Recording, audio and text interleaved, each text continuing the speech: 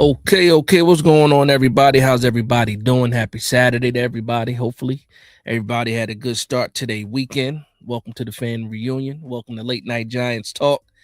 Shout out to the 40 people already in the building. Make sure you hit that like button. Let the algorithm know we in the building, and the algorithm will let other people know, other Giants fans know that we are in the building. Let me know before we get started. Let me know if I'm good. Let me know if the audio is good. Let me know if the visual is good. Give me a thumbs up and just say I'm good in the chat. But how's everybody doing? How is everybody doing? I'm doing pretty good myself. It's a little bit different now, right? It's a little bit different now. The draft is over. So all that preparation, all that work that went into, scouting players and all that stuff, it's stopped now. We have pretty much the 90-man roster. We still got a couple of spots. We're still trying to figure some things out. You see the title of the video. You see the title of the stream. Where's DJ Rita? That's one thing we need to try to figure out what's going on with that. I thought it would have been a done deal by now. A lot of people outside of myself thought it might have been a done deal by now. But again, here we are a week after the draft and still no DJ Rita on the squad. But we did make some moves. So, but before we get into that, let me know if the audio is good. Let me know if the visual is good. Give me just a moment. All right, give me just a moment. Let's see if I can do things a little bit different. That might be a little bit better. I got my producer hit me up, said it look a little dark. Producer, if you're watching, let me know if it's better. If it's more lit, let me know. Shout out to Luann in the building. Quick roll call. Luann said, "Hey Dash, here, what's going on?" Tony Benino in the building. Said, good question for sure. I'm sure we all thought that this was a done deal. I thought it was going to be a done deal. I really did. King said, "What's up? What's going on?" My man Stacy in the building said, "Dash, what's good?" I'm chilling, man. I'm cooling. How you doing, man? Hopefully you're having a good day. Saga Bra says it's about the money. In which case, with or without him, we are doing a DT rotation to replace Dex. Harris, Fotu will be a part of it along with Darius Alexander, Roy Robinson, Harris, maybe Golston, final cuts in August. Yeah. We got some things to figure out. We did add some bodies, though.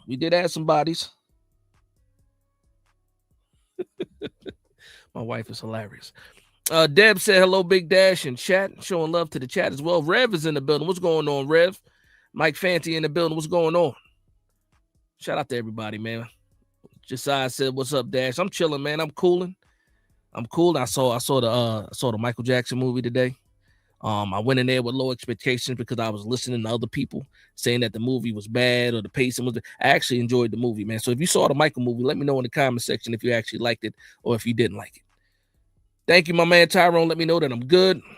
Out of my mind says, before you get started, he said, "What do you think about that AZ?" I didn't see it. I mean, I didn't hear it. AZ dropped another album. I don't know. I didn't hear it yet. You gave me something to look at.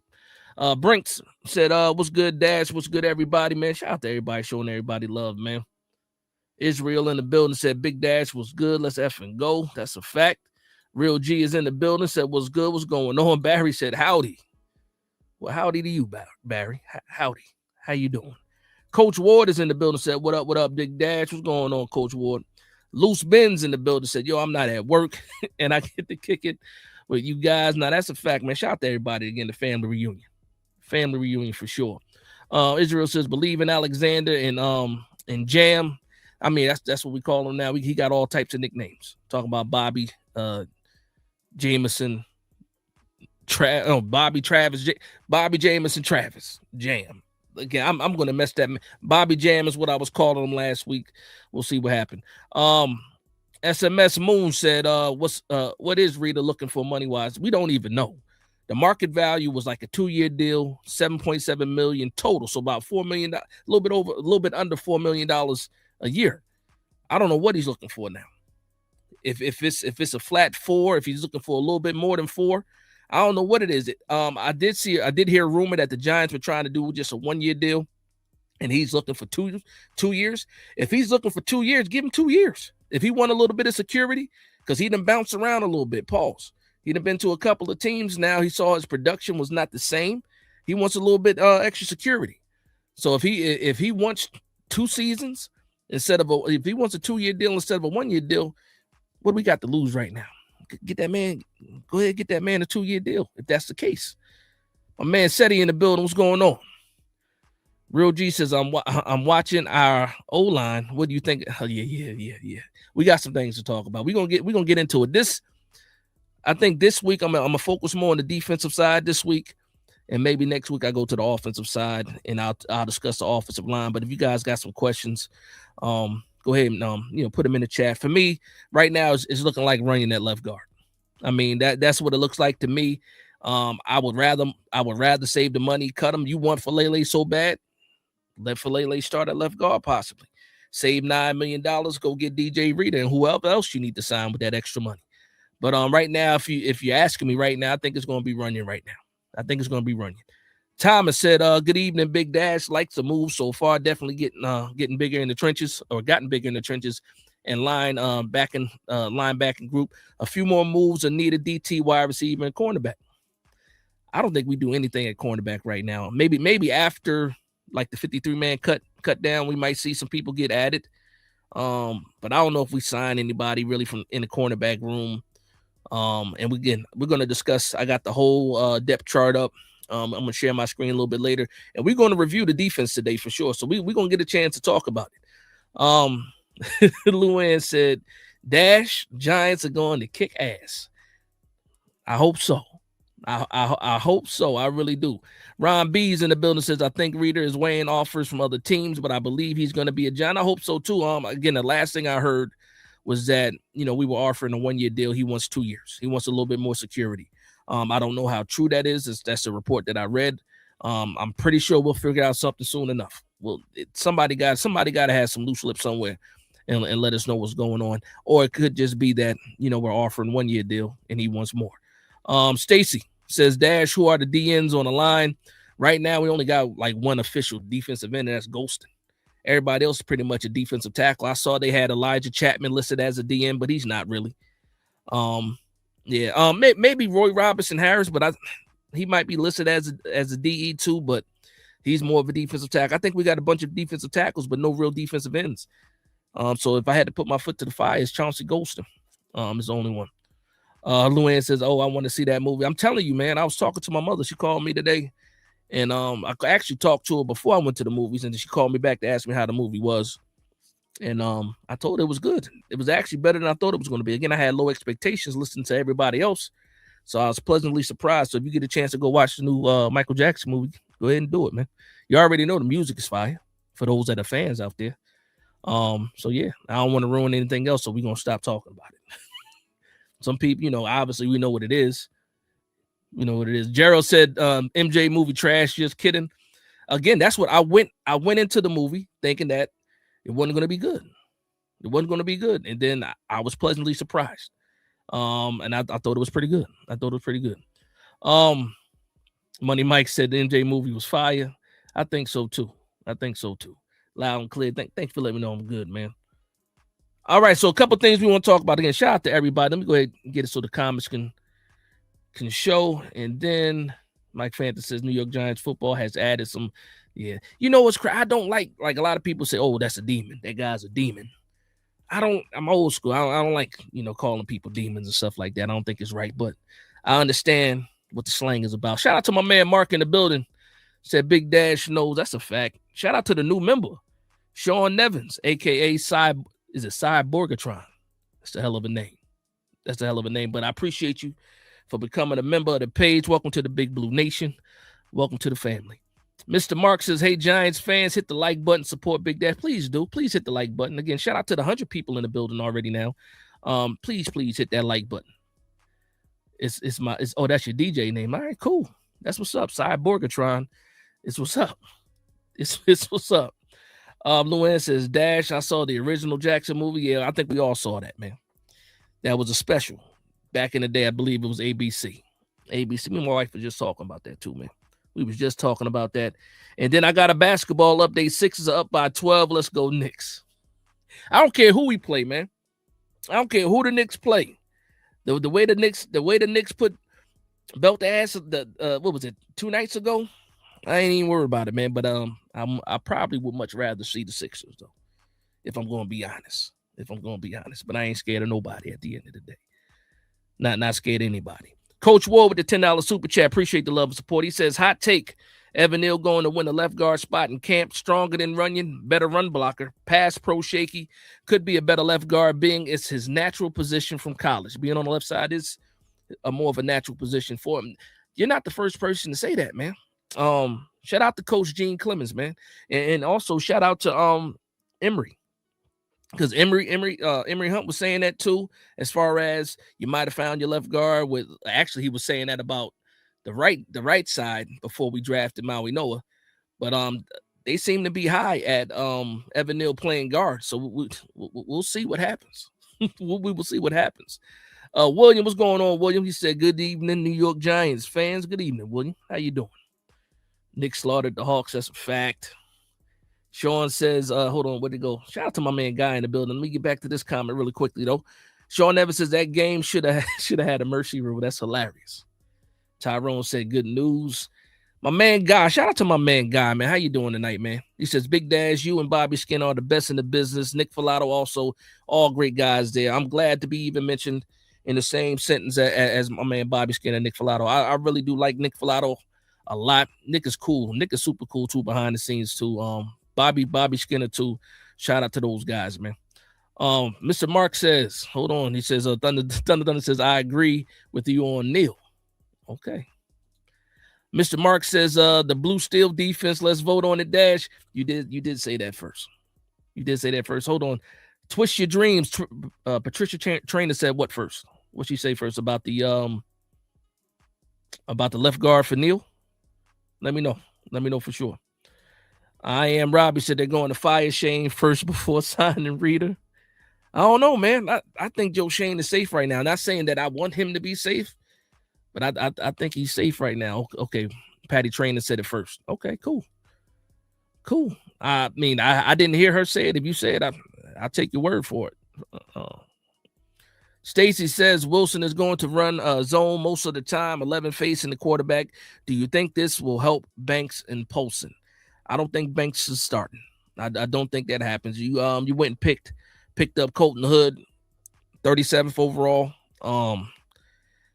You already look at the talent. He fits what Denard Wilson does. He actually fits a lot of schemes. So I do think Banks gets a fair shake as far as they're not going to hold last year and the year before that against them. But right now, I think it's more Hood and Polson rather than Banks and Polson. Seti got a good question. He said, if you could interview one current Giant, who would it be? Gotta be Jackson Dart, man. It will probably be Jackson Dart for me. Jackson Dart or Brian Burns. But I would love to be able to ask Jackson Dart some questions and be able to vibe with Jackson Dart. And Brian Burns seems super cool too, man. So that, either one of those guys. Actually, man, let me be honest, man. Any current New York Giant, whether they start, whether they on the bench, I would love to get a chance to rap with any of them, man. You know how they do though. They don't like too many Giants being on content creator shows, man. If you're not mainstream, so good luck for that. Shout out to my man Mark Sullivan in the building. $4.99 super chat says, "Do you think Harbaugh will have the wisdom to tank when strategically wise?" Nah, he ain't tanking. Ain't no tank for what? You already got your quarterback. What are we tanking for? What will we be tanking for? Like another wide receiver or something like that? I don't know. I don't think there's anything to tank for. Mark, you let me know. Is there something? Usually when you tank, you're tanking for a quarterback. You got your quarterback. Unless you don't believe we have the quarterback, then I can understand the question even a bit more. But there's nothing to tank for, in all honesty. So I don't think he's going to tank at all. Coach Ward with the $5 super chat says, "Bro, did you see Leak's knee on the draft show? No way week 1 is happening. He stood up and moved gingerly on that knee. Looks swole." Listen, I said it in the video. I kind of touched on it in the video pause. I think it was yesterday. I'm not confident in Malik Nabers being ready by week 1. It doesn't, and if you really think about it, what's going on, Gridiron? But when you really think about it, Why would we believe for him that he would be back week 1? He got hurt in October. They said normally the turnaround time is a year anyway. So him starting on week 1 would have been forcing it anyway. And I don't want to force anything on Malik Nabers. I want him back 100%.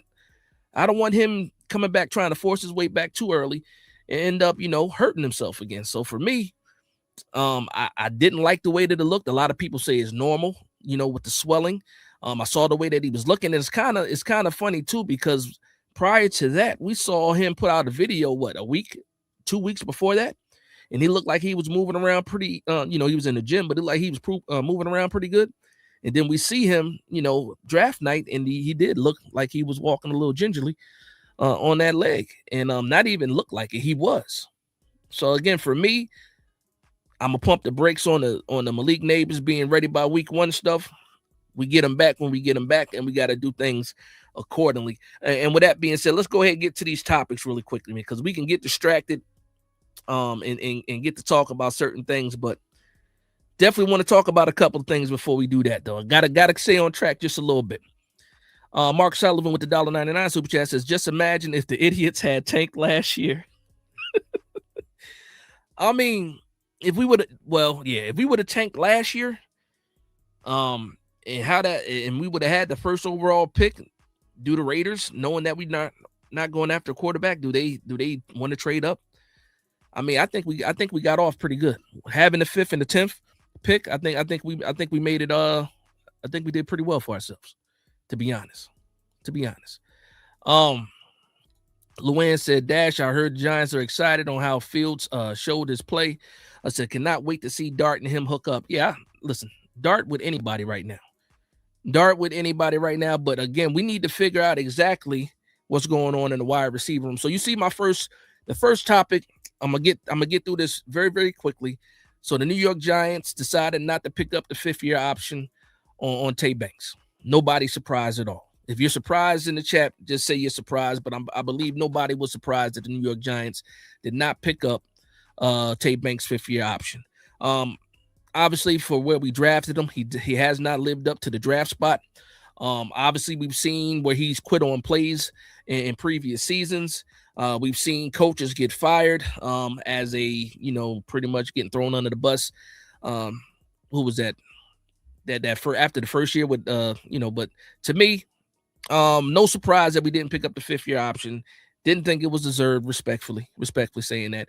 And John Harbaugh said it himself. He says Tay knows he needs to play better. He might get a chance to prove himself, this year. So wanted to get that out of the way. I want to get back to this wide receiver talk, because something that I didn't know, news that we got this week, that Darius Slayton had a surgery. Nothing major. It was a core surgery, something to do with the abdomen. I'm assuming the core, but they said, no issues. He'll miss the spring, but he should be back for training camp. So now the question is this: now we before that news dropped, the day before that news dropped, people are already talking about who the wide receiver 2 was going to be. Is it going to be Slayton? Is it going to be Fields? Possibly could it be Mooney? And now it's looking like, at least at the beginning of training camp, you're not going to have Nabers. Depending on what happens with Slayton's recovery, you probably won't have Slayton either, maybe those first couple of weeks of training camp. So now you're really looking at all of these new guys. People that have no experience right now with Jackson Dart is going to be the majority of the people taking the snap with Jackson Dart early on in training camp. So that's the Malachi Fields, the Moonies, the Calvin Austins, you know what I mean, like that. So we got some things to figure out when it comes to the wide receiver room. Also, on Tuesday, there was a meeting phone call between Harbaugh and Odell Beckham Jr. Still no news on that, if we're going to try to bring him back or not. I don't think there's a rush, because nobody's rushing to sign Odell Beckham to a contract. At least we don't think. And that might be a move that's made possibly even after training camp if they need to add an additional body. But we got some things to figure out when it comes to this wide receiver room. So not only Malik Nabers, and I know how people feel about Darius Slayton. People don't like Darius Slayton anyway. But he might not be here. And for me, since he is on the roster for the 2026 season, that's what it looks like. We're going to need all the horses. We're going to need all the horses that we can find in the stable in order to make this run that we want to make. We're going to keep moving along, though. Let me know what you guys think about that situation with Darius Slayton and the surgery, man. Something that's unexpected. Stacy says Amari Washington. They talking about next year's draft already. Talking about next year's draft, Oregon, right? Amari Washington, DT from Oregon. Yes, Oregon. Yes, Oregon.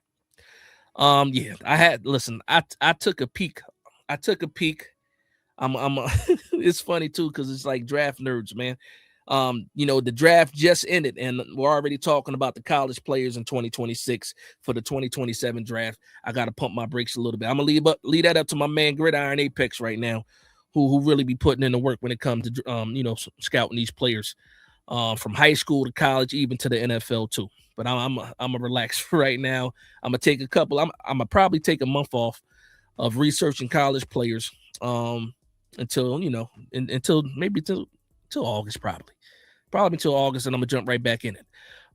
Real G says Pinnock is a sneaky move. I think Pinnock is absolutely an option as a starting safety right now, because we didn't make any moves when it came to the safety room, outside of signing Washington, Darius Washington out of Baltimore. But I think it might be wide open. Again, clean slate.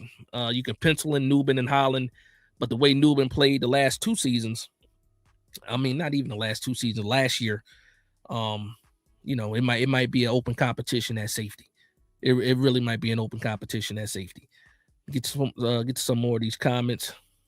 He said, time to get to the meat and potatoes. Yeah, man. He said the Giants would have probably still picked Reese if we had the number 1 overall pick. He was number 1 on their board, man. Outside of now they weren't clear on who they had ahead of who. But I think it was Reese. They had Reese over Love. So it's a tricky situation. Again, it worked out the way that it worked out, and I'm happy with how the draft worked out. Sean Lee, what's going on? He says, I believe we're sustainable until Nabers gets back.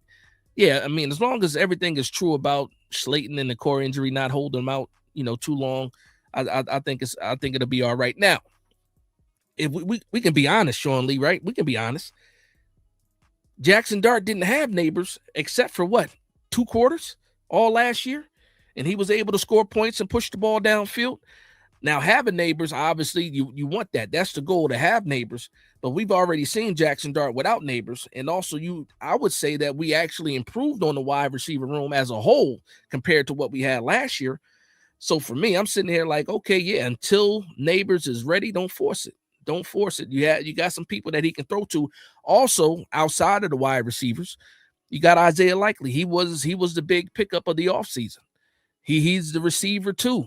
If you want to give him that title, I think a lot of the targets that you saw Wan'Dale Robinson get last year, you're going to see Isaiah Likely get those same targets. So for me, the wide receiver room might be dealing with injuries with Nabers and Slayton possibly, but Likely is actually that guy that we thought was going to see a lot of those targets anyway.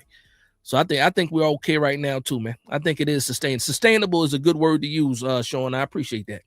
Shout out to my man Tim in the building. He says, "Hey, Dash, should the Giants trade Runyon and a 27-20?" Come on now, Tim. Should the Giants trade Runyon Jr.? I don't think Runyon has a trade market at all, especially with that price.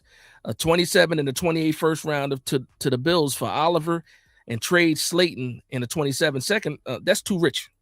That's you giving up too much. That's way too much, Tim. Ed Oliver's not costing you that much. Ed Oliver was dealing with injuries all last season too for the Bills. Matabuke, 28 third rounder. I don't know, man. That's a little rich. That's a little rich. That's high draft capital be giving up for guys more proven than some rookies. I would say that, but that's too rich. That's too rich for me, Tim. My man said no thank you, Tim. Nah, that's hilarious. Sean says, at Tim, I wasn't surprised he didn't pick up the 5th-year option on Banks. No, I wasn't surprised. No, but I don't think anybody was surprised. I would have been more surprised if we did pick it up.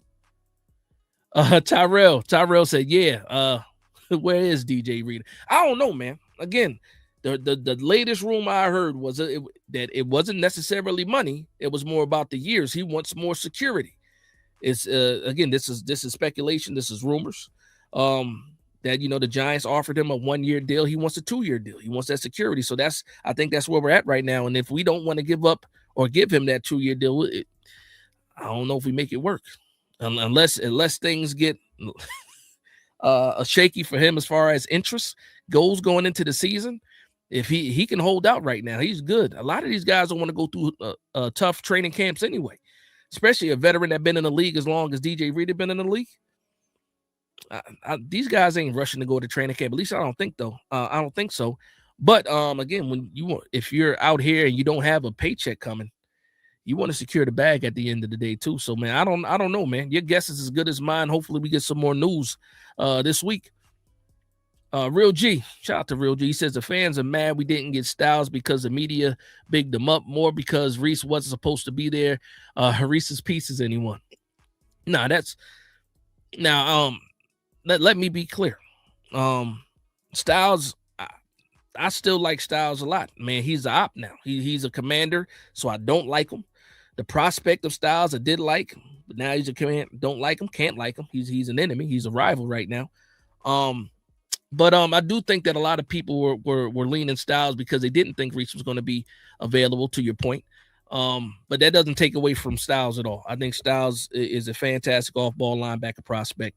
But I hope that he does not have success against the New York Giants when the Commanders plays. Same thing for Caleb Downs. Fantastic prospect. I hope he fails against the Giants when we play Dallas Cowboys. Pretty much. That's it. Rev said, I'm not surprised, but I think he's going to be a starting punt returner, kick returner. He'll be a kick returner. Speaking of that, man, again, I didn't want to talk about offense, but I am going to. It's not really offense, special teams. What's Gunnar Olszewski, right? You picked up Calvin Austin, right? He can give you special teams as a returner, special team snaps. What's the value of having Gunnar Olszewski right now? So that'd be like a side question. Anybody that wants to answer that question or have a point or anything that they want to bring up about the Gunnar Olszewski, is there a purpose for Gunnar Olszewski now since you have Calvin Austin? And then also we picked up that UDFA running back out of New Mexico, who seems to be a special teams guy too. So I don't know. I don't know.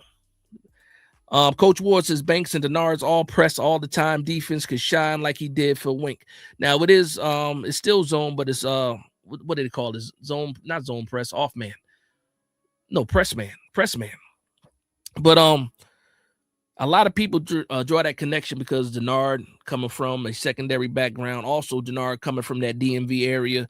If anybody can get the best out of Banks, it could be Denard. I hope so, man. At the end of the day, I don't want to see Giants players fail. And I'm going to give these guys all the rope in the world to try to be who they need to be. So he's on the squad right now, 2026. I'm going to root for him again. The more good players that we have, the better. The better rotation, the better the defense. The better the defense, the better the team. And we can go ahead and win some games. 100%. 100%. I'm going to get caught up real quick. All right, my man, Coach Ward, the $2 super chat says likely is a mismatch for a lot of NFC East opponents. I think so too, man. I think we really lucked out. Well, a lot of people thought we were going to get him anyway. He's pretty much pinned to the Giants as soon as we got Harbaugh. But we really got to think about that, man. Last year we had a 5'9", 175, 180 pound, slot receiver. This year we got a 6'3", 235, 240 pound tight end / receiver in the slot. So man, addition by subtraction or addition by addition as well. But I think a lot of people we falling asleep on the whole Likely thing. Like Likely is right now, in my opinion, as far as the target shares go, he's the de facto wide receiver too. Shout out to Big Blue Reborn in the building. He said Big Dash knows what. Shout out to Big Blue Reborn. If you're not subscribed to Big Blue Reborn, make sure you guys go ahead and do that, man. And also, I saw my man Dealer in the building as well. Shout out to my man Dealer in the building. Eric says Odell. Nah, I didn't get any news unless it happened right now. One thing I like to do before I start the lives, I try to get like the last of the breaking news possibly. I didn't see anything on Odell Beckham. So as far as I know, no, he has not signed with the New York Giants yet. PG says Titans got the worst pass rush group in football and decided to draft a run stopper. Yo, man. So for those that are on Twitter, you guys know there's a thing going on right now between Giants fans and Titans fans. It's some bad blood going on right now. Kind of similar to like the Denver Broncos things last year. It hasn't got as bad as the Denver Broncos thing from last season. But yeah, I can't wait to play the Titans, to be honest. There's some trash talking that needs to happen when the Giants play the Titans, and I cannot wait for that game. Maybe it's the home opener. Maybe it's week 1. I would love that even more. But yeah, Titans on the menu for sure. And I can't wait. I cannot wait. Let's see. Shout out to my man Tudo in the building.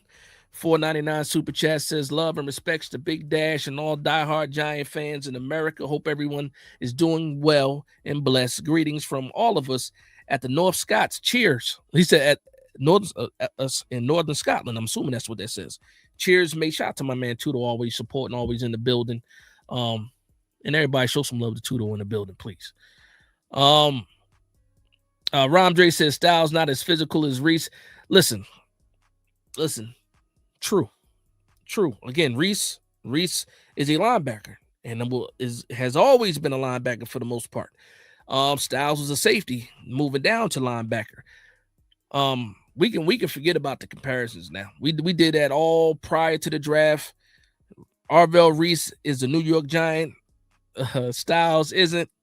We could talk about the strengths versus comparing these guys. I mean, maybe once the season starts, if somebody's playing better than the other, we can draw some comparisons or something like that. But right now, I'm happy that Arvell Reese is a Giant. Absolutely happy that he's a Giant. Banks returning kicks. I see a lot of people talking about Banks. I'm scrolling all the way to the bottom. My man Prentice says Gunner has more receiving touchdowns than Hyatt. Hyatt ain't even in the conversation, man. We're not even talking about Hyatt. And yes, you're absolutely right. And I'll say this too, though. One thing about Jackson Dart, I saw Jackson Dart make Gunnar Olszewski a 100-yard wide receiver last year in the Cowboys game. And when people say, oh, it's sustainable as far as these receivers go, when you have a quarterback, and again, the jury's, for some people, the jury's still out. Some people are leaning towards Dart being that guy. Dart showed me if you can make Gunnar Olszewski a 100-yard receiver in a game, I think he can play ball. I think he can play ball. I think we're in good hands. Shout out to my man Rev in the building. Rev with the $5 super chat says, don't be surprised if Banks messes around and wins the starting cornerback job. He got to do a lot to win that cornerback job, man, to be honest. I mean, it's not, I'm not going to say it's not possible. I don't think it's probable. But to your point, I can't be surprised now because Rev, you done put it out there. You done put it out there and said, don't be surprised if Banks wins that CB2 spot. Possibly. Giants don't have any money. LOL. Okay. They can make some money. There's a move that you can make. There's a couple moves. You know, a lot of people say the cap ain't real. Dealer said Hernandez / Gronk 2.0, huh? That's elite territory, man. So somebody made that comparison. Hold on. I got to see this now. Who made that comparison?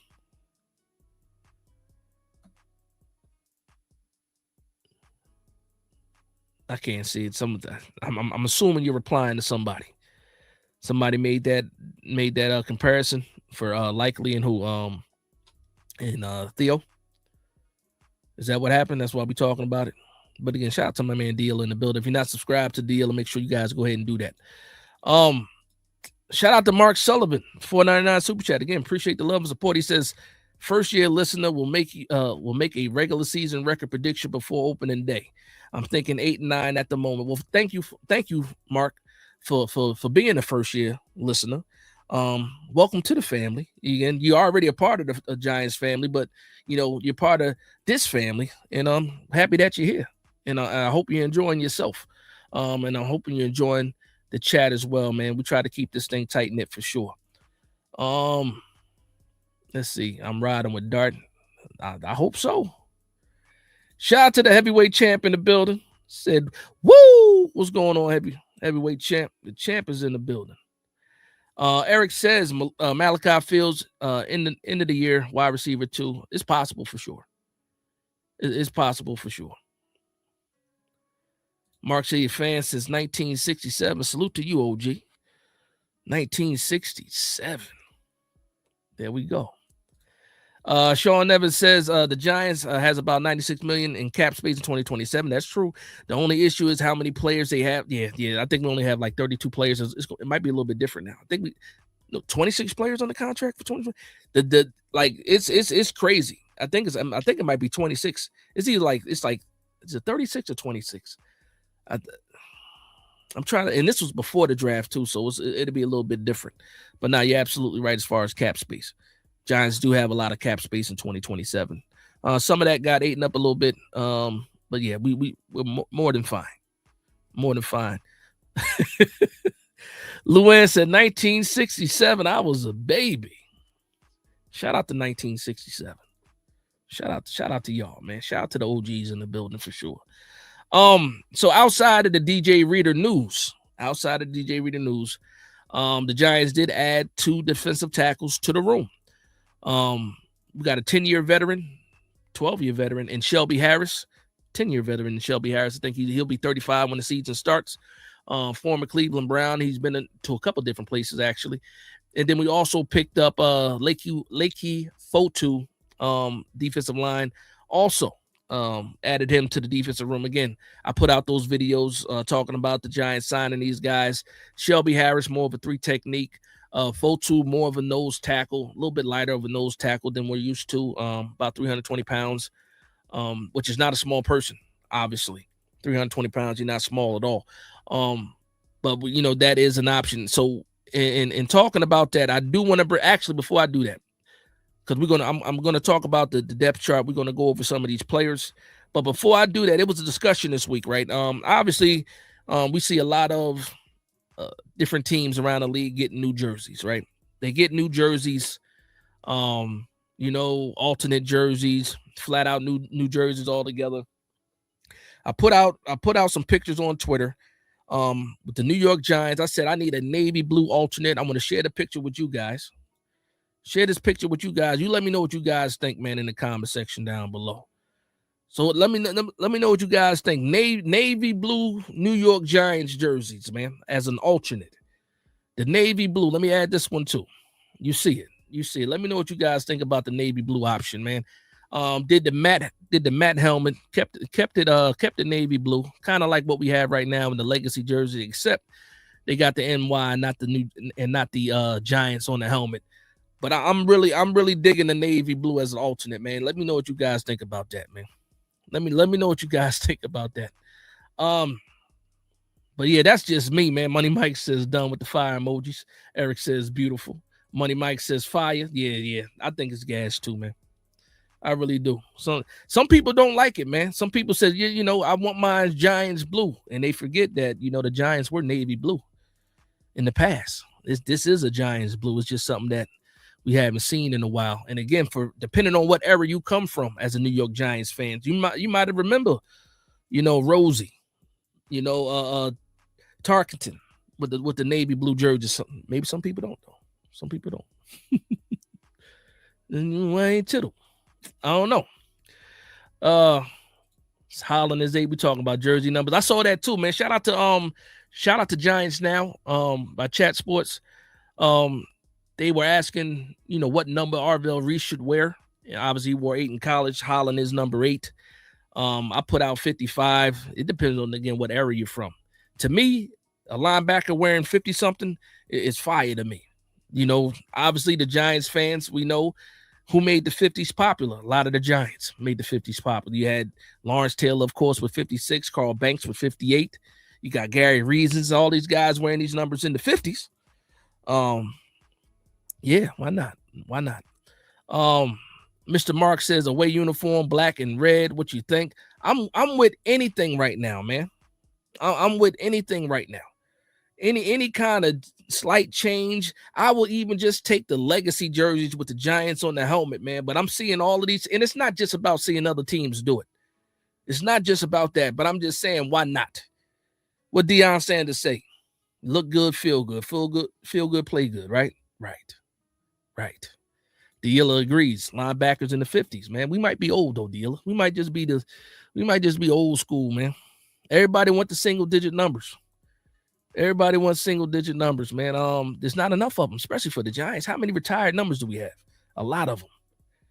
And you know what? Let me ask you guys this question. Let me check the super chats first. Make sure I'm all caught up. Um, yeah, make sure I'm all caught up. I'm gonna ask you guys, man. Retired jerseys. Should there be a time limit on retired jerseys? Like if that jersey has been retired for over 50 years, 40 years possibly, should they be able to unretire numbers? I mean, I don't know how I feel about that either, because if you ask me that question and it's the number 56, I'm like, hell no, never. Like never. But we don't have that many jersey numbers left. And we know the way these kids come out, they like all the single digit numbers. So I don't know. Colton Hood just was talking about he would pay some money to get the number 2. Well, Tay Banks has number 2. So he gonna have to pay for that number if he wants it. He gonna have to pay for that number. Reese should rock 52. 52 is not a bad number either. E-Dub said pants as well, talking about the navy blue. The only thing why I kept the pants white, or even the gray pants work too. It just depends on how you feel about it. When we go all blue, like when we had the just our jerseys now, when we go all blue, it looks like the Bills to me. So I understand switching because I like the all blue. It looks like the Bills. It looks like the Bills to me. So I mean that's why I'm not mad. But give me the navy blue though. Give me the navy blue. Money Mike said Banks don't deserve number 2, man. The Banks is open.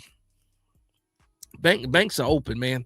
Remember the banks were closed. The banks were open. Banks were closed for about a half a season his rookie year.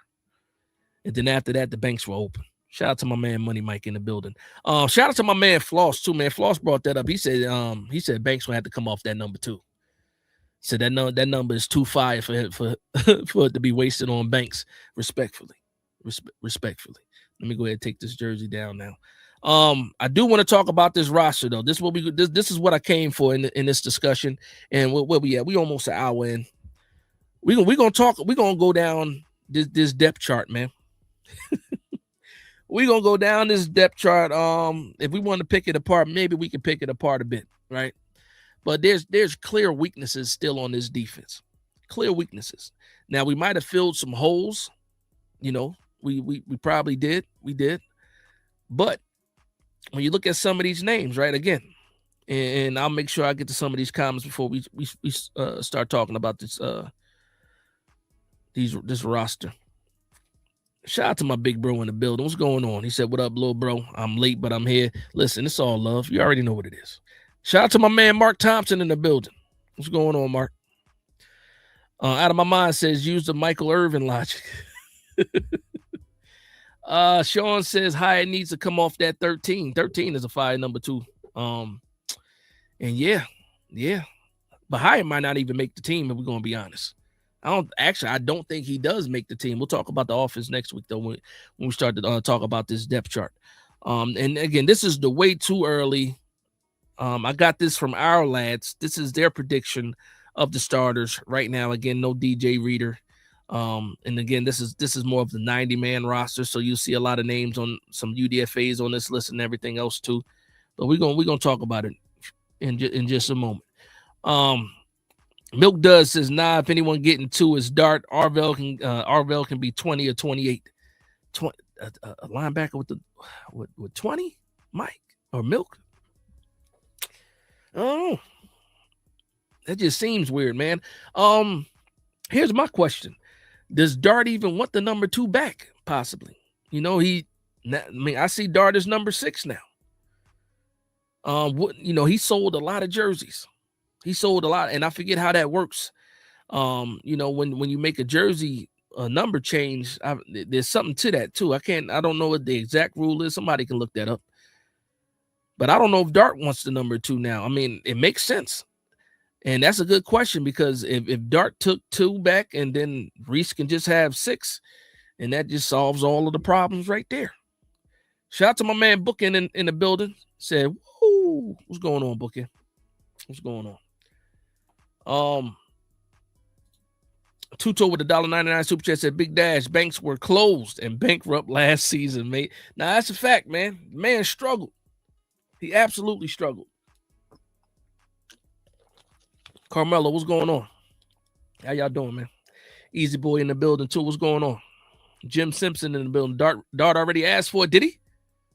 Did he already ask for it? Let me. You telling me something new? I didn't hear that. I didn't hear that. A dad's life. What's going on? He said I hate all this damn number change. I don't buy no jerseys, man. The last jersey I bought was Tiki Barber. The last jersey, and that might have been 2002, to be honest. Last jersey I bought was Tiki. I'm only buying retired Giants from now on. And it's not even because of the number changing. It's because people leave and do all this other. I'm only if I'm buying a jersey, it's going to be a bona fide Giants legend. That's it. And the next one on my list is probably going to be Carl Banks. Carl Banks is probably the if I start buying jerseys again, it's probably going to be Carl Banks first. I want one of them Super Bowl jerseys with the 58, preferably the blue one. Yep. Dope Daz, what's going on? He says Big Dash seeing 27 on a DB is weird. Seeing 27 on DB is weird. Atwater, 27 is weird to you? I don't think so. 27. Well, I mean, obviously for us, you know, 27 running backs. I get it, but not 27 for a DB is it makes sense to me. It makes sense to me. Just remember before Barkley in 26, who was it that had 26 safety? That we picked up. Roll had 26 before Barkley did, and before Barkley was Orleans Darkwa. So you know it is what it is.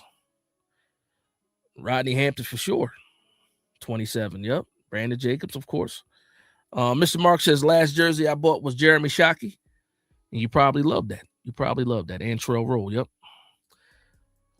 Is it Justo? I'm assuming it's Justo. 217 says Reese needs to take 11. Oh, well, he can't take 11 because that's Sims. 57 is available. 5 plus 6 is 11. 57 is next up. Now that's hilarious. The reason behind that is hilarious. But he can't even take 11. That's Phil Sims, and Phil Sims got talked out of it last year. If Abdul Carter can't get 11, the chances Reese can get 11 is very, very slim. Very, very slim. Sean says I had an official Barkley signed helmet too that I just had to turn the other way. Nah, man, something like that. Just keep it, man. Memorabilia is there. Like we can't erase the years that Barkley was here. You know, you ain't got to be ashamed of having it. Not at all, man. You know, it's an autograph. He was a Giant. He was here. He was great here too. So don't be mad at that, even though he's an op right now. The question is, when his career is over, where does he retire? I'm assuming he's going to retire a Giant, but I don't know.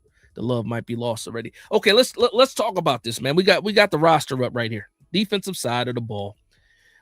Defensive end, again, they have Roy Robertson Harris listed as a defensive end. To me, he's not a defensive end. He's a defensive tackle. But can he play the defensive end in the 3? He might have to. And again, this is Denard Wilson's new system. So Roy Robertson Harris might be that guy. And when you look at the people lined up behind him, you got Elijah Chapman. That's it. When you look at the nose tackle, you got Lakey Fotu. Again, we just picked him up. Kind of a journeyman, and we have him penciled in right now as a starter. To me, it does not make sense. But behind that, what do we have? We got the rookie that we just got in the 6th round in Bobby Jam. We got Sam Roberts from Atlanta, who didn't even finish the full season last year. And then we got another UDFA, Anquan Barnes at nose tackle. So, again, we really do need to sign DJ Reader. Like, that is Fotu is more of a rotational guy. And then when you look at right now, Shelby Harris they have him over Darius Alexander. I don't think that's something that's going to happen. I do believe that Darius Alexander is a starter. Absolutely is a starter.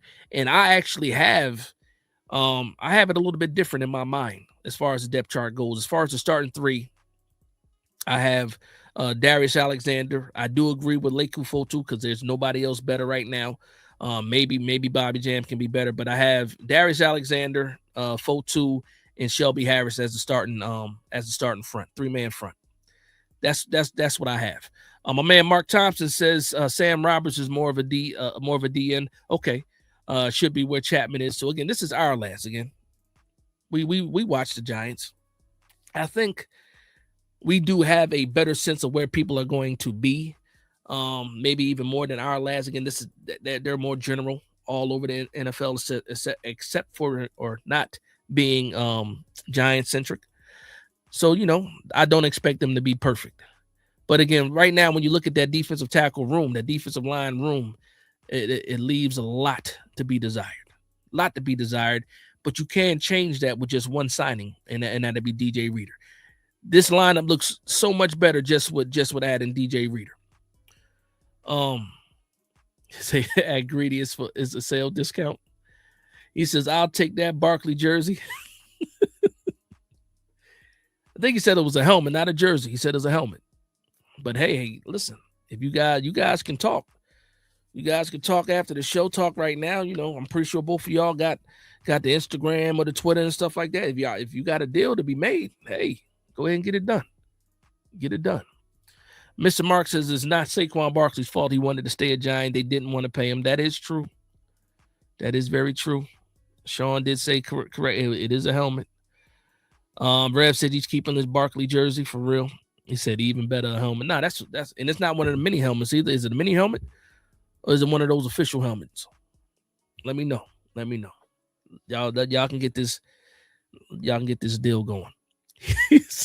He said, hit me up. You can find me anywhere under DJ name Cyborgatron. Yo, y'all hilarious, man. Y'all making deals in the chat. Go ahead and do it. Official helmet. They let you know it's official helmet and it's autographed. That means you're going to have to come out your pocket. All right, so now moving along, man. Defensive tackle, obviously you feel a lot better if you had Shelby Harris. Dealer says, I don't know. I just haven't been stressing the signing Reader. If we get him, we get him. Probably won't make or break the team, but he'll help. No, I listen, and I agree with you. Because right now we don't have him. But to your point, if you woke up tomorrow morning, Dealer, and the news was in the morning the New York Giants signed DJ Reader, I'm pretty sure you feel a little bit better. Like today, you could feel how you want to feel right now, and I believe you. It is what it is. If we get him, we get him. But I'm pretty sure. If you woke up to that news, DJ Reader's a New York Giant, I think you feel a little bit better. At least with the defensive line, a little bit better. Maybe not. Maybe your expectation. He said a little better. Yeah, a little better, right? A little bit better. Was it Mo Stack says, I feel like our D-line is solid in all aspects. Right now, Mo? Right now? I don't know, Mo. That's your starters right here, man. They have listed, man. I would, again, I'm switching out Darius Alexander for Roy Robertson Harris, but I'm not as comfortable as you, Mo. I might not have as much faith as you right now, today. It is what it is. Mark Thompson says, I heard Vita Vea may be cut by the Bucks. He might cost you more than Reader, though. I don't know what kind of season he had last year, Vita Vea, but he's a nose tackle through and through. He's a brick wall, immovable force, right? Kalen, what's going on? Kalen says, why is Moose South still here? Rookie contract, body to fill the roster. We can do better than him as a depth piece. We're going to get to the linebackers. I'm going to talk about the outside linebackers first. But yeah. Actually, we pretty much, we know what it is when it comes to the edge rushers. We Brian Burns, Abdul Carter, Kayvon Thibodeau, Chauncey Golston is listed as an outside linebacker, but to me, he's really a defensive end as well. To like Mark's point with Sam Roberts. So we'll leave that alone. Let's talk about these middle linebackers. We're gonna move this conversation along. Greedy Grizz says Darius is old to play. He really got to step up. He can't get a long rope. I think he stepped up at the end of the season. I think we start to see him blossom. At the end of the year, he did end the season with 4 sacks. So that's cool. And we saw him really start to take charge as far as his play. Looked like he was developing. But to your point, yeah, a lot of these guys need to take big steps and step up. And I think that Darius Alexander is going to be one of those guys. He was an older rookie too. He was 24 when we drafted him. So yeah, there's a lot of not a lot of runway for a 24-year-old rookie, but I think he'll be all right for sure. Tibbs and Golston at DN. Now we're talking. Now we're talking, man. To me, out of the edge rushers, again, I want to see what Denard Wilson does as far as getting all of those pass rushers on the field at once. And to your point, You got him. The only one that makes sense with his hands in the dirt is Tibbs. Out of Burns, out of Carter, out of those guys is Tibbs. Tibbs did it in college. He was a DN in college and in Oregon. He had his hand in the dirt. I think he can do it, man. And in the NASCAR package, we'll just leave it alone right now. I hate saying NASCAR package or calling a group of defenders a NASCAR package when they're not really the NASCAR package, but that's something people can relate to. AJ Nick says Tibbs, not an inside guy, more of an edge. No, that's a fact, but he can also play DN. He can play 5 technique. He can line up outside of the tackle and have his hand in the dirt. He can do that. He can hold up there. Again, it's just how they want to figure this out. Let me know in the comment section. I expect the Giants to run nickel primarily in this defense. I think it's always going to be 5 defensive backs on the field, so they're going to be running nickel for the most. I mean, outside of obviously goal line, outside of short yardage situations, Giants are going to be running nickel, man. Whether it's a 3-3-5, a 4-2-5, it's going to be nickel. It's absolutely going to be the nickel. You're going to have that third safety on the. Well, you're going to either nickel back or a third safety on the field almost every down. It's just how they play, and it's just how the NFL is nowadays with 3 wide receivers. Just like I think on the offensive side, we're going to see 22 personnel possibly because of the fullback situation. And you're going to see a lot of 12, 22 personnel and 12 personnel on the offensive side because of the fullback play. And then obviously with Isaiah likely being a tight end, you're going to see us line up with 2 tight ends for the most part. So, yeah, it's going to be something. It's going to be something. Eric says 2 linebackers and 5 DBs. I'm telling you, as long as there's 5 DBs on the field, it's a nickel. There's no way around it. If you got 5 DBs on the field, I don't care what nickname you have for it, 5 DBs is a nickel defense. Whether it's 2 cornerbacks and 3 safeties, 3 cornerbacks and 2 safeties is nickel. It's nickel defense. Right. My man Mark says once they traded Dex, I couldn't see them trading Tibbs. The whole D front needs to function differently. Tibbs, I think, is critical for what? Critical for that. We shall see. He is our best edge setter as a edge player right now. Out of all the guys we have, he is the best that we have. As far as his front goes to be able to set an edge is Tibbs. And I agree with you. As soon as Dex got traded, it made no sense to me for these guys to trade Tibbs. And that's why I said if we can get past day 2 in the draft without trading Thibodeau's going to be he's going to be on the team in 2026. Now, he might not be on the team once we get to the trade deadline, depending on how the New York Giants are doing this season. And depending on what their plan is for Tibbs in the future. If you don't plan on having Tibbs in the future, then it makes no sense for you to not trade him by the trade deadline. Unless the Giants are really making a run at it and we're having a good season and you want all your horses, for a playoff run. But yeah, man, it didn't. Mark, I agree. It didn't make sense to trade Tibbs once we traded Dex. We can't keep subtracting good players at the end of the day. Dealer says, yeah, it's a 3-4 build that umbrella. Yeah, absolutely. Mr. February, what's going on? He said, good evening, team. What's up, Dad? What's going on, Mr. February? Tyrone Hall says Sixers got this, up 7 with less than a minute to go. Okay, like this, the Knicks versus Sixers. I'm here for that. Joe Edwards, he says, this is Thin's bet. Who? Tibbs. Okay, this is Tibbs' best year. Since he's playing for a new contract next year. Shout out to my man OG, man. And that's something they say about every player that's in the contract year. You're going to get the best version of that player in the contract year. And I hope so. I hope so for Tibbs, and I hope so for us, that we get the best version of Tibbs. And we'll see. But again, we got a lot of money next year. And a lot of those bigger contracts down the line, talking about Dart, if Dart ends up really being the franchise quarterback and Malik Nabers, there's not going to be any discounts once we get to those guys. So right now, while those guys are on rookie contracts, you can afford to pay, spend a little bit of money on a guy like Tibbs possibly. But also when you think about Tibbs, he's not going to give you any kind of discount. Whether it's years, whether it's money, you're not getting any discount. So we just got to be smart with some of the moves that we make moving forward. And we do have Harbaugh in the building. We got Dawn Aponte in the building. And a lot of people, depending on how you feel about Joe Shane is in the building too. I'm pretty sure those guys will figure something out. Real G says dash defense pivot for trading decks is to get more speed. Yeah. and we did get faster. Great segue. Thank you very much for that, Real G. The linebacker room going into the draft was seen as a weakness. Leaving the draft, I'm liking the way this linebacker room is looking. Not only did you pick up Alville Reese in the first round, you also picked up Jack Kelly in the sixth round.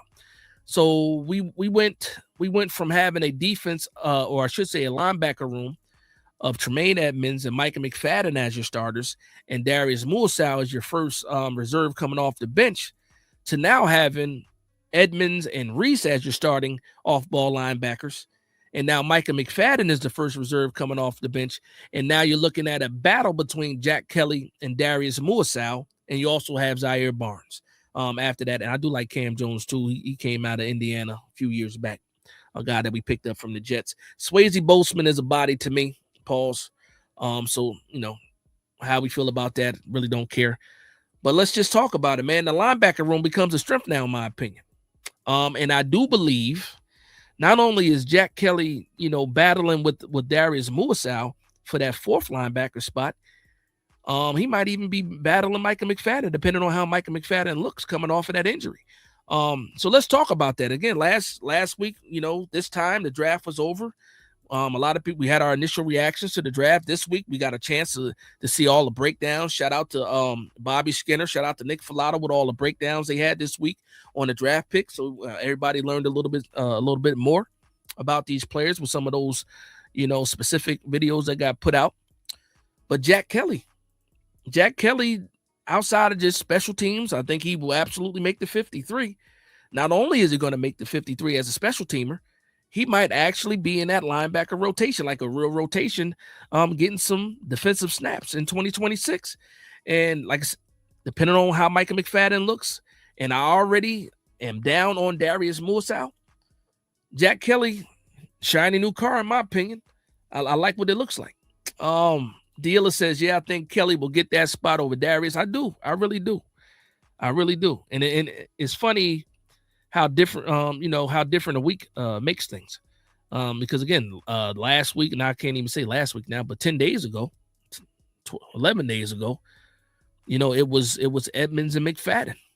Now it's Edmonds and Reese, and then you also have McFadden and Kelly. So a room that we thought was weak is now looking like it's probably one of the strengths of this defense now. So I'm all here for it. I don't want to get too far ahead of myself. But again, when you look at Jack Kelly, I call him the Viltrumite. Shout out for those people that watch Invincible. But he looked like a Viltrumite. He looked like Nolan's son, for sure. For sure. But yeah, I like the room. I like the room right now. Stacey, I think you said this last week too. He says Jack Kelly has that Gary Reasons vibe. He got a lot of vibes, man. He also, again, you're talking about a captain at BYU. One thing about BYU, again, they don't have the most talented players at BYU as far as, 5-star names, 4-star names, but they are well coached there, and they're usually ready to go when it comes to the NFL. So I'm happy to be getting a captain, from that team. And again, we always, kind of roll our eyes when we say we get captains. We get good guys, and we need dogs. Well, Jack Kelly is a dog, a captain, and a good guy. If all that, if all that really exists, but he is that. But I do have to be honest. He was a 6th-round pick for a reason, so I'm not going to sit here and act like he's going to be a starter by the end of the season. But I am happy that Jack Kelly has been added to this linebacker room for sure. He said that's Conquest twin for real. Listen, all I'm looking like to me, man. The mustache, but you can't tell me, man. Jack Kelly don't look like a Viltrumite at the end of the day. He is from Viltrum, even though Viltrum got destroyed a couple episodes ago. But again, I like Invincible. I do. Guilty. Sean says we might have one of the best linebacker starters. Oh yeah, linebacker starters in the league right now.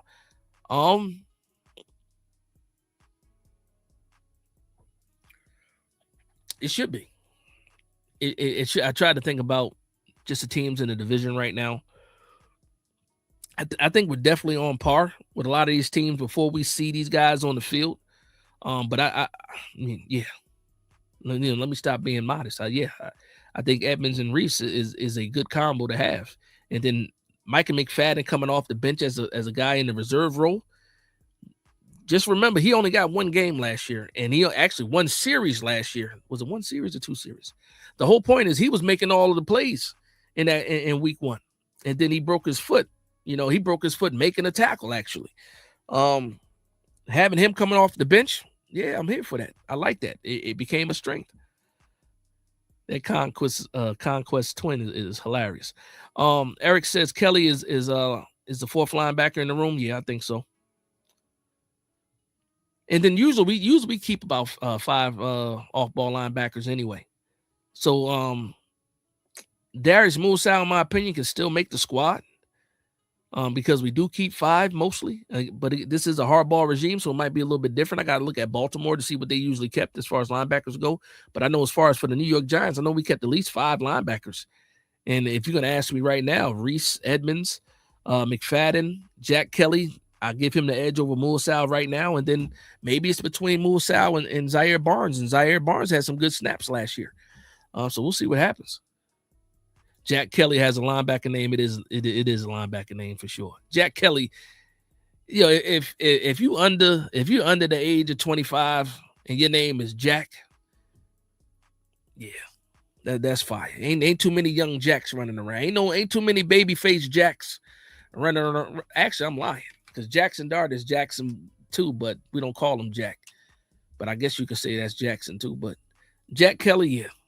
That's a fire name for sure. Dad's Life said Jack Kelly, 4-year-old dad bod, gonna walk into practice slamming a PBR and smoking a Lucky Strike. Lucky Strike is hilarious. Joe Edwards says Jack Kelly got a point to prove and will play hard to get the playing time. Yeah.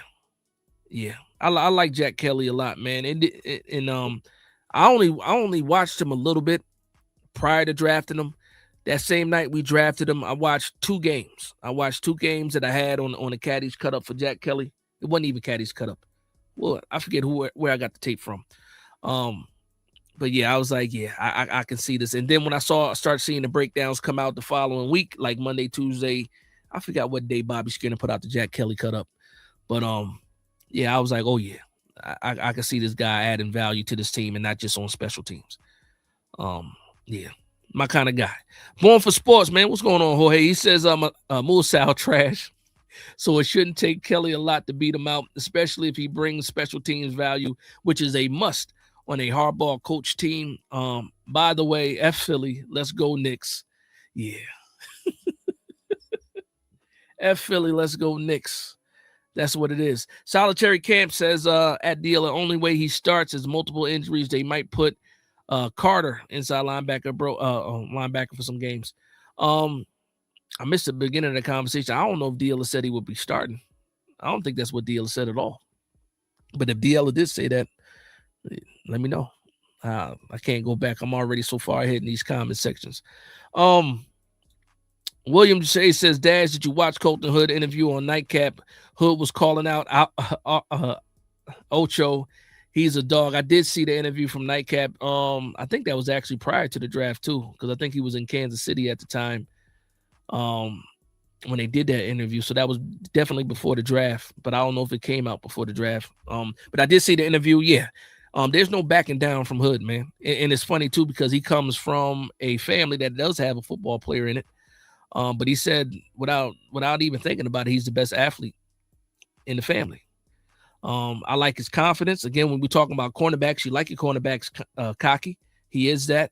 You like him fast. He is that. You like him to have skill, and he is that. And also, he has a fire celebration at the end of the day.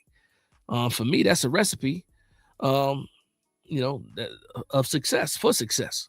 And I think we'll find that out right away. The funny thing is, when you look at the cornerback room now, and depending on when Slayton and when Nabers comes back, you got a Debo who I'm hoping has a bounce back year. And well, I guess we'll move this conversation to the cornerback since we just started talking about cornerbacks. Thank you, William, for the segue. I'm expecting these guys to kind of lock up some of these wide receivers early on in like the mini camp and in the OTAs. Possibly, if Nabers is not going to be on the field and Slayton's not going to be on the field, maybe we'll see the best. You know what? Actually, so yeah, I'm thinking about this now, right? So just vibe with me for a moment. Some people hate the word vibe too. I don't understand why they don't like the word vibe, but everything happens for a reason, right? I believe that. I believe that in my heart that everything happens for a reason. We added a lot of new wide receivers to this roster this offseason. Free agency and then one in the draft. Right now, Nabers is out. Okay. Slayton is going to be out the spring. So just think about it. Now, what's important? Having continuity with your wide receivers, right? Jackson Dart has a room full of new targets.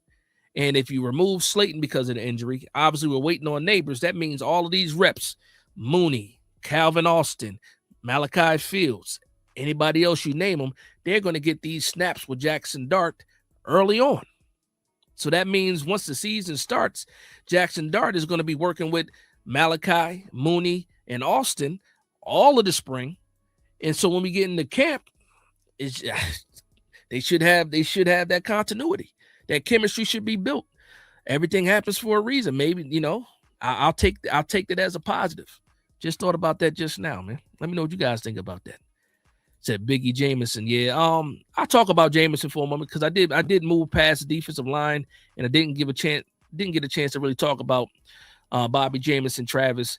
I want Bobby Jameson Travis to beat out Lakey Fotu if we don't pick up DJ Reader. Again, Lakey Fotu, to me, he's a rotational guy. The part that sucks is Bobby Travis is a 6th-round pick. Neither one of these guys ideally should be your starting nose tackle. They should all be rotational guys. But when I watch Bobby Travis or Bobby Jam, whatever nickname you want to call him, BJT, Biggie, Notorious BJ, whatever all those nicknames they got for him, whatever. I like the way he plays. I like the physicality. Again, we talking about a rookie here, 6th-round pick. So expectations are not that high. But just look at the names on this list, man. Look at them. Just Shelby Harris, journeyman. Lakey Fotu, a young journeyman. Roy Robinson Harris, journeyman. No matter how we try to, be optimistic, we need something a little bit more solid. A little bit more solid. I'm not satisfied with this list. And then the names behind them, again, Darius Alexander, I think he ends up being a starter anyway. Got the highest hope for him, but we need a little bit more. We definitely need a little bit more. Shout out to my man Born for Sports. He says, Reese at the will, Edmonds at strong. I said, man, I'm so ready to see the Giants defense attack offenses, especially versus the run. Sign Reader, please. Please do. Please do. Please do. Independent Outsider says Colton Hood, press man, physical corner. Oh yeah. Also, I think he can fit in any system too, any scheme. That's what I like about Colton Hood too. He's just a cornerback through and through. Cornerback through and through. And I think having that zone, even though it's going to be a press zone, so he's still, all these guys, they still get a chance to be physical at the line of scrimmage, is what Denard Wilson wanted to do. So, I think he'll thrive in the system. To Rev's point in the beginning too, and a couple other people, I do believe this fits Tay Banks's strengths as well, and Poston and Debo for sure. All these guys are pretty much press corners. So I think this system, you should get the best out of these guys. Dealer says, no, I don't believe he'll start at any point this year. Yeah, I didn't think so. I don't think that's what you said anyway. Said the Thunder guy, Thunder stole. That's hilarious. Mr. February says exactly Dash need to keep the DT rotation with only the best players. Hopefully DJ Reader signs with us. And that's the other thing too, man. when it comes to the defensive line, we do see a lot of new names, a lot of new bodies, and it is going to be about a rotation, in my opinion. I think a lot of people are saying that too. You got to have fresh legs. As aggressive as Denard Wilson wants to play, and it's not just about the safeties of the secondary being aggressive. Also with the defensive front, you got to get a lot of fresh legs out there. And the past couple of years, what happens? Dexter Lawrence leaves the field, and then all of a sudden the defense looks even worse, right? I want to be more comfortable with these guys. Not seeing somebody leave the field and saying, "Oh, there goes the rush defense." No, now it's all about the rotation now and getting a bunch of guys that are good, and hopefully the drop off isn't as high as a guy in front of them. If that makes sense to everybody. Joe Edwards says, Dash, do you think we will sign DJ Reader? My confidence level is lower than it was last week. I thought DJ Reader would have been a Giant by now, if I'm being honest. Now it's 50-50 now. Last week I was thinking like it's a 99% chance that DJ Reader's a New York Giant by Monday. Now to me it's 50-50 if I'm being honest. And we have not gotten any new news outside of the latest rumor from a couple of days ago that he's looking for a 2-year deal and the Giants are offering a 1-year deal. That's the latest news I got as a rumor from the rumor mill. So we'll see what happens with that. Mark Thompson's interesting thing about Hood is that he was supposed to play nickelback, so he may be considered quite versatile. That's interesting. I got a question, man. I got sidetracked for a second, but thank you, Mark. So looking at the cornerback room again, penciled in from our lads. This is what the screenshot's from. Paulson Adebo, Tyler Nubin, Javon Holland, Greg Newsome, and Drew Phillips, right? So right now they have Greg Newsome penciled in as a starter at CB2 as your outside boundary corner, right? With Paulson Adebo, you got Drew Phillips playing nickelback. We know that Greg Newsome can also play nickelback, and then now Mark Thompson brought to my attention the possibility of Colton Hood also being able to play the nickelback position. Now I do believe that the starting cornerbacks are going to be Paulson Adebo and Colton Hood by the time the season starts. Now I have a question for everybody. I'm a lot higher on Greg Newsome than I think a lot of people are. I should say not everybody, but a lot of people are. I think that Drew Phillips had a down season last year. But again, we're talking about his second year. But we know that his issue is that he could be a liability, beyond 20 yards. Greg Newsome, former first-round pick, if I'm not mistaken, he had some good years at Cleveland before going to Jacksonville, then ultimately going back to Cleveland. And this system kind of fits Greg Newsome more than what that Jacksonville defense was. So I think that's where one of the battles is going to be during camp is Greg Newsome.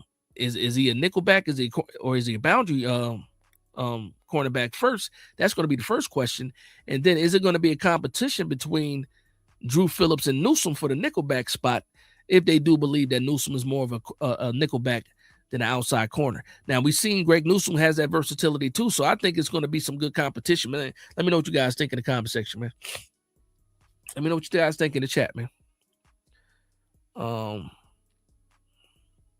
Shout out to Joseph Wilcox. Papa Joe in the building with the $5 super chat says, hey, Dash, you can feel good about Hood. Bank on it, Tay, just a jingle. That's hilarious. You can feel good about Hood, huh? We rhyming now. Shout out to my man Joseph Wilcox with the bars. Papa Joe with the bars. He says, bank on it, Tay, just a jingle. That's hilarious. I appreciate the love and support, man. Shout out to the family, too, over there, Mr. Wilcox. Pete G, what's going on, Pete? He says starter's going to be Adebo, Newsome, and Drew. Hood, only 21 with one season as a starter. Give him time. Colton Hood didn't start in Colorado. Opposite of I think Hood started in Colorado.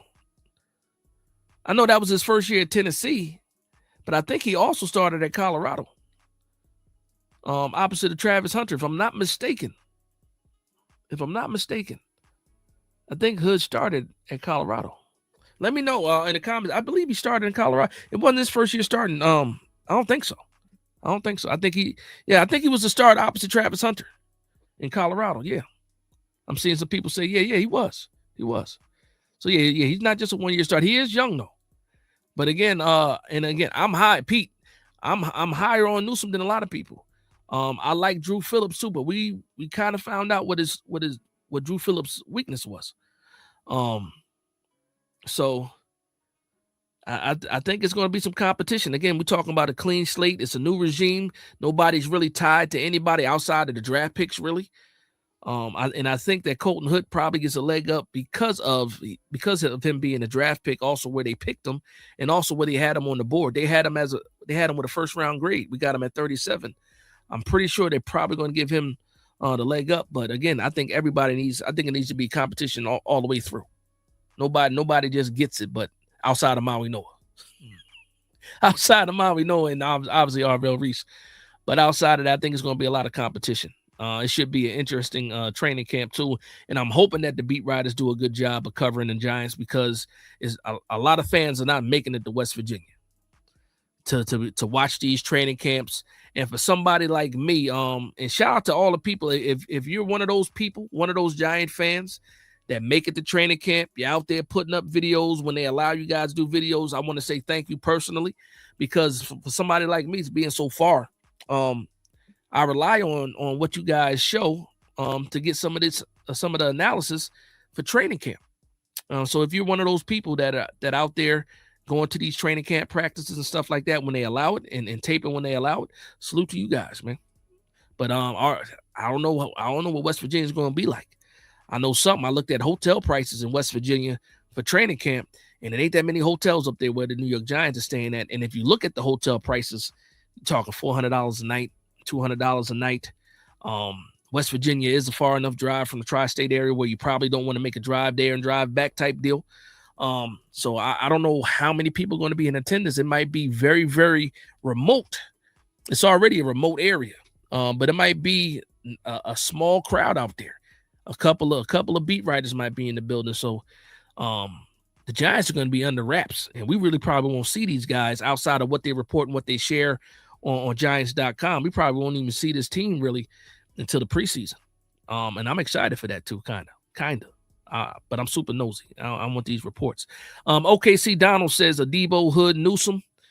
Yeah, man. I was high on Drew Phillips last year. Really made me take a step back and really try to see what Drew Phillips is.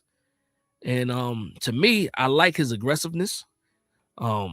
If he can be more of a safety at sometimes, feel that way, the way he can support the run, the way he can cover the boundaries, but 15, 20 yards down the field, 30 yards down the field, the man becomes a liability. I say that respectfully. Dealer says he pretty sure. Yeah. Hood started in Colorado. Yeah, I thought so. I thought he did. Stacy says, Dash, would you re-sign Newsome if he has a great year? Absolutely, I would. Because if Newsome has a great year, that means he cracked the starting lineup at some point. And then it becomes, what is he looking for? Because right now that contract is cheap. Also, what did Poston and Debo look like? And then what did Drew Phillips and Colton Hood look like? But I'm not. If a player is good, why would we not sign good players and try to keep good players? I got into an argument last week. I told you guys about it. Arguing about day 3 picks and how there's no value. Somebody said there's no value in the later rounds, and I'm like, you're crazy. There's absolute value in the later rounds. But also outside of just having good starters on your roster, you need good backups too. And as long as these guys know what their role is, the more good players, the better. The more.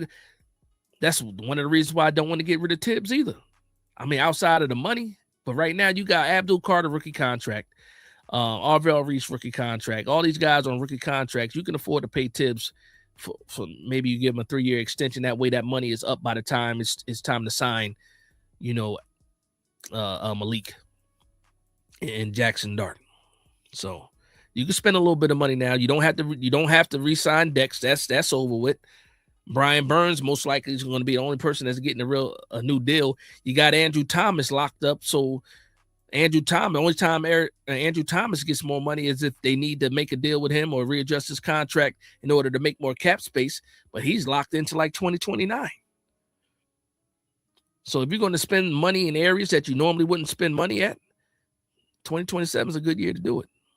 And then you have it worked so that when it's time to sign Malik and time to sign Jackson Dart, that is seamless. These guys just get their money and nobody's even, worried about it. Let's not even ruffle any feathers. Do what you're supposed to do. Like, you need how much? Deal. Let's go. That's it. Don't try to nickel dime these guys, man. Joe, what's going on? I'm sorry, Joan Joe Star. What's going on, Joan? Says, hi, Dash, with the new additions, what do you think are the biggest holes the New York Giants now have on the offense and defensive side? Is it still DT and offensive? Yeah, well, yeah. Left guard, center, still question marks. More left guard than center. Happy with the rest of the positions right now going into the 2026 season. But we do need to add depth on the offensive line, too. I do like the addition of J.C. Davis. I do like that we still have Marcus Bowe. Now, those guys, Marcus Bowe has positional versatility. J.C. Davis looking like a left tackle, also left guard, has a positional versatility. So I like that. We need to figure out who the center is going to be in 2027 and beyond. Now, if not John Runyon, if JMS has a good season, you re-sign him. Hopefully a cap-friendly deal. I don't care what kind of season JMS has. Unless he becomes an all-pro in 2026, he shouldn't be asking for a lot of money. But if he shows the improvement, and he keeps getting better, then you got your center of the future still. But we don't have a backup center right now, in my opinion. I'm going to be talking more about the offense next week. Do a deep dive, same deal with our last depth chart. But we'll talk about that. Now on the defensive side, it's still defensive tackle, in my opinion. Yes, we waited to the third day to get Bobby Jamison Travis. But as far as free agency goes, we just signed Shelby Harris. We just signed Lake Fotu. But those guys, in all honesty, should be rotational players. More Fotu than Harris. I can see Harris as being the starter right now, but even Harris, you would think these guys would be more rotational pieces, especially with what you paid them. So defensive line still one of the biggest holes, biggest question marks. I like the linebacker room. I like the edge room. You're probably going to have to add some more bodies because we don't know what's going to happen with Kayvon Thibodeau, but that's more of a problem for 2027, not 2026. I do like that we picked up Colton Hood as a cornerback. We need to see what Adebo is, and we need to see what Drew Phillips is, because if those guys don't pan out, that becomes a hole as well. And then at safety, surprisingly, I'm cool with safety right now because we do have some good depth at the safety spot. I like Jason Pinnock. That was a sneaky good move. Somebody said that earlier in the chat earlier. And it just depends on what type of year Tyler Nubin is having. If Tyler Nubin, I was going to say if Tyler Nubin can get back to, but again, his rookie year was promising. It wasn't fantastic. But if he can get back to that form where we're looking at him as if he has some upside, then that's cool. But our Darius Washington, we have him here as a nickelback, but he's more of a safety. I like the safety depth right now too. So I went all the way around the world to answer the question, but the answer is yes to your question. Is it still DT and offensive line? Yes. I turned a 5-second answer into like a 2-minute, open sentence, but whatever. Sean Jackson says, what up, Dash? Just checking in after watching the Celtics choke a 3-1 lead to the 76ers. Knicks better beat Philly. As for our Giants, who's your current favorite 26 New York Giant draft pick? Maui Noah O-line. So that's yours, right, Maui Noah? I've been waiting a long time for a linebacker. I've been waiting a long time for a linebacker group. So for me, I'll say Arvell Reese. I love the trenches, though. I love the trenches. I'm happy with Maui Noah, but if I had to pick between the two, it's going to be the linebacker, Arvell Reese. At the end of the day, it could be Maui Noah. Corky says, answer my question. Okay, well, hold on. Where we at? Corky says, is it true that Reader is wanting a multi-year contract and that's the holdup? Yeah, that's what I heard. He wants more than 1 year. He wants more than 1 year. Where am I at right now? 7:26, 7:30. I'm not too far behind in the chat, so that's good. Usually I might be like 20 minutes behind. Right now I'm only about 5 minutes behind, so that's progress for me. Corky says the UDFA from UNC sounds good. I forgot where Thaddeus Dixon played He played somewhere else before he went to UNC. He was only at UNC for 1 year. Where was Thaddeus Dixon before that? He was somewhere on the West Coast.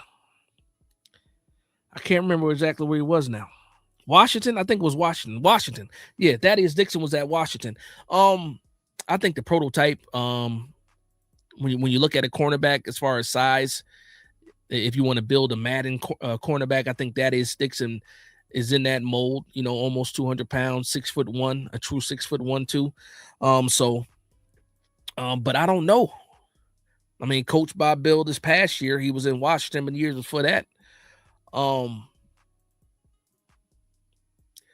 He got something to prove in camp. Now, we know that John Harbaugh, like UDFAs, made the team in Baltimore. Like year after year, it was always a UDFA, one or two UDFAs that made the roster in Baltimore. Thaddeus Dixon might be one of those guys. When I'm looking at the defense now and looking at who the UDFAs are, you'll see it in like the light green. I don't know if that's turquoise green or whatever. You got the kid from Colorado, Barnes, who's a nose tackle. Ben Barton, defensive tackle too. I forgot what college he came from. And then Thaddeus Dixon. That's your UDFAs on the defensive side. So out of those three, you can look at Thaddeus Dixon as possibly being a guy. Oh, let's talk about it. We got some time, right? What time? We still got time, right? We got about half an hour left. Right now, Adebo's a lock, of course. Colton Hood's a lock. Drew Phillips is a lock. I think Greg Newsome is a lock. So that's 4 cornerbacks right there. Deonte Banks, possibly a lock too. I think he got to fight for his life though, especially after not getting picked the 5th year picked up. We usually keep about 6 cornerbacks. So that's 4 right there. This was that 4 or 5? Hold on. Debo, Newsome, Phillips, Hood, Banks. That's 5 right there. So you're looking at the back end of that roster. You got Corey Black. You got Art Green, who's a savvy enough veteran. Thaddeus Dixon, Rico Payton, Nick Jones too. Nick Jones actually played for us too. I'm not counting Ardarius Washington as a cornerback. I'm counting him as in the safety room. Thaddeus Dixon might be able to make it. He might be able to make that squad.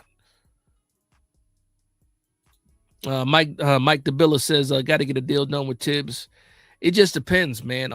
If you look at Kayvon Thibodeau, and I'm talking to, Harbaugh, if you see Kayvon Thibodeau in the future plans as a New York Giant, then yeah, you probably want to get that deal done as soon as possible.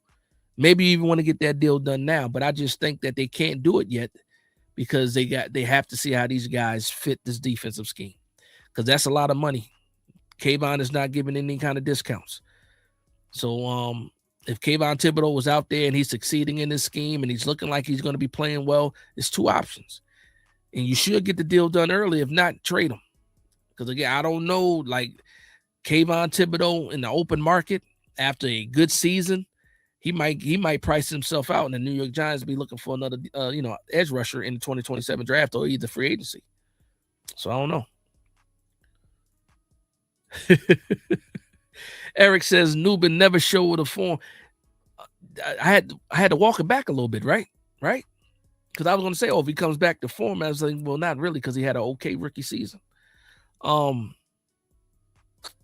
I'll take it back even further, right? I'll just go back to Nubin at Minnesota, right, in college.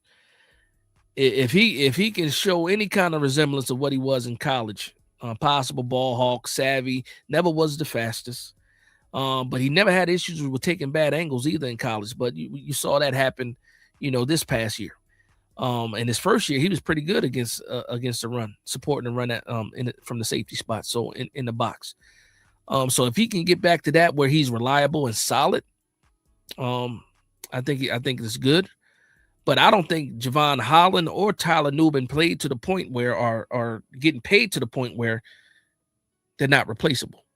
I think the entire safety room is replaceable if you can find an upgrade. Even this year, if somebody gets cut, if there's a cap casualty, or something happened at the beginning of the season when they cut down to 53, and you got a spot where you can improve the safety room, I don't think Tyler Nubin stops you from doing anything.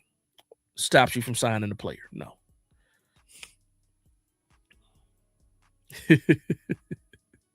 Newman can't even guard Dallas Goedert. Eric, man,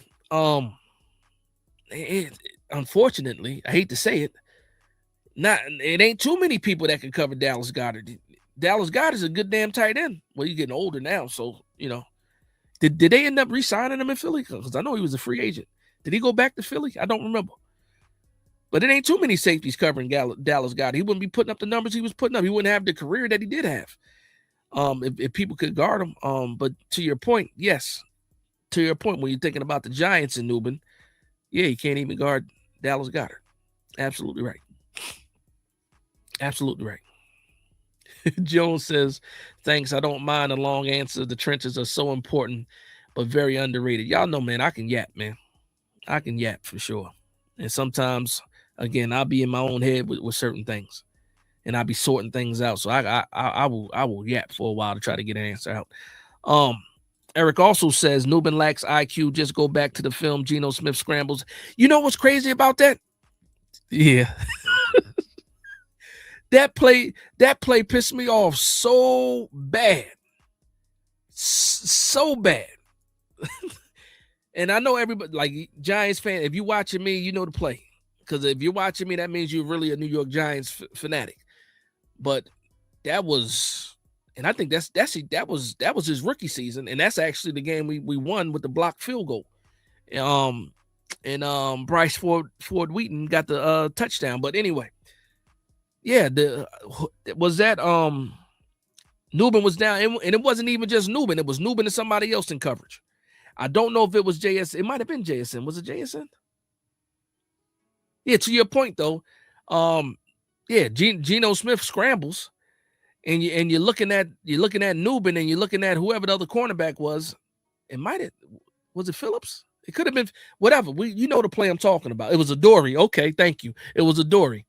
And yeah, they the wide receiver held his hands, and he just ran deep like the ball was coming to him, and they're running with him. Meanwhile, it's a scramble, and Geno Smith took off for what, like 20 yards, 20, 30 yards on that play. Pissed me off. But again, I see the way you tied it together. It says Newman lacks the IQ.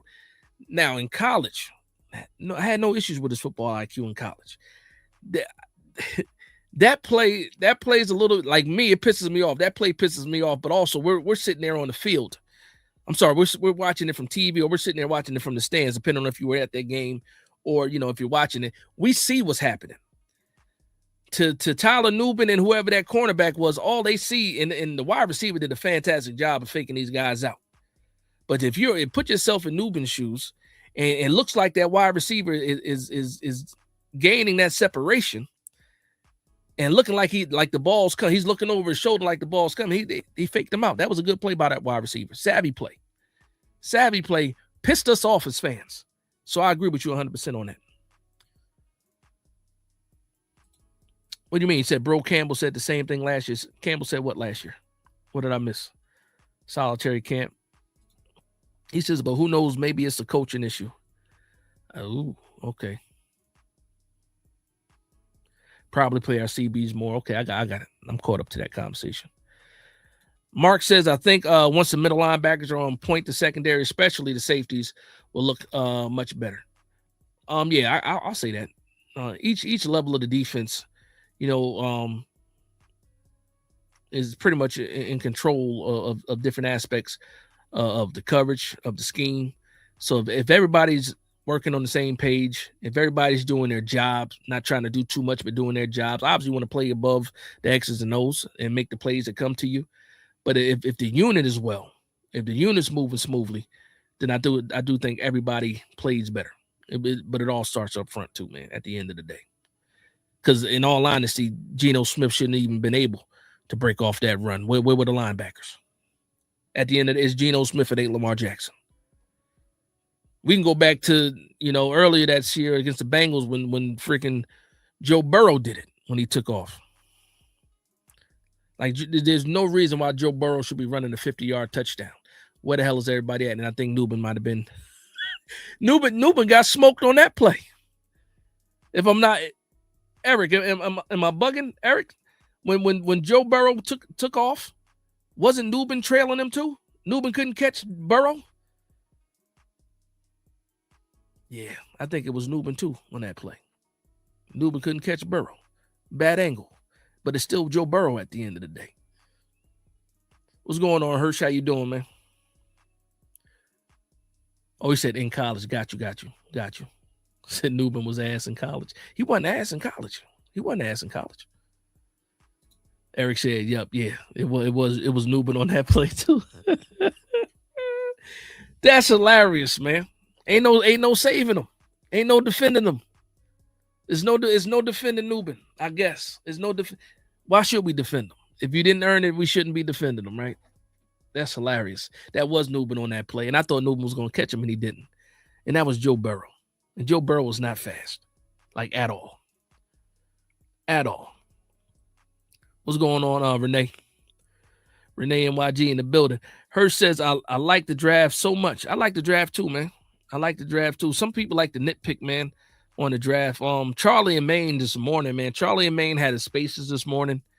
And I was kind of upset too because I think yesterday there was no space at all. So we didn't get a chance to talk Giants at all yesterday. Didn't get no kind of Giants content done outside of my own video that I put out. But I didn't get a chance to take in any kind of Giants content.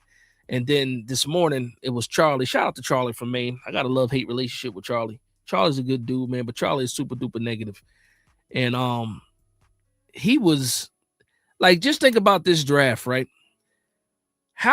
Somehow he made it possible to complain about Arvell Reese being picked up.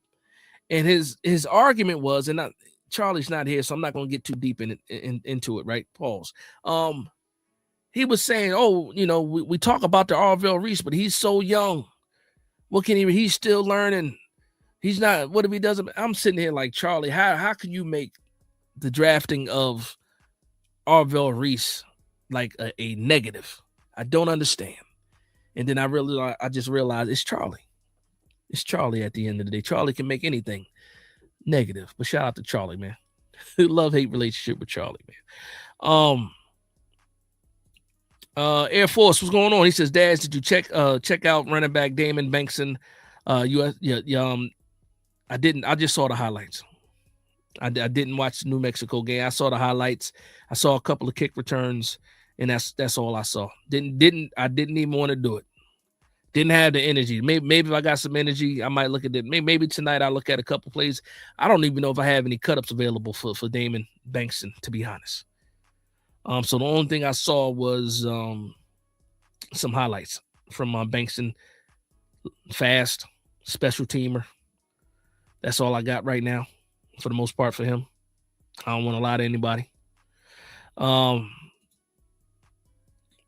He said Arvell Reese will be a beast.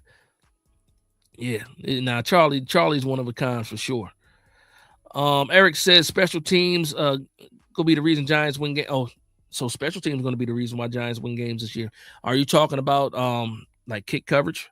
Or are we talking about being able to kick the ball and also like that signing that punter? If that's where you're getting at, Eric, and I think that might be where you're getting at without saying it. Signing that punter, a reliable punter that can pin teams deep, that can flip the field for the defense. That was a good signing, and we made him the highest paid punter in the league. But it's deserved from what he did with the Ravens. And hopefully he can continue to have that type of play for the New York Giants. But that was a sneaky good pickup. Hirsch said we have 3 good kickers now. Yeah, we got 3 kickers. I'm high on Ben Sauls. We ended up getting a kid from Michigan. They got videos of him kicking 70-yard field goals. And then we picked up Jason Sanders too, veteran. It's going to be a real kicking competition for sure. Stout. Yeah, Stout's the punter. Yeah, Stout's the punter for sure. Yep.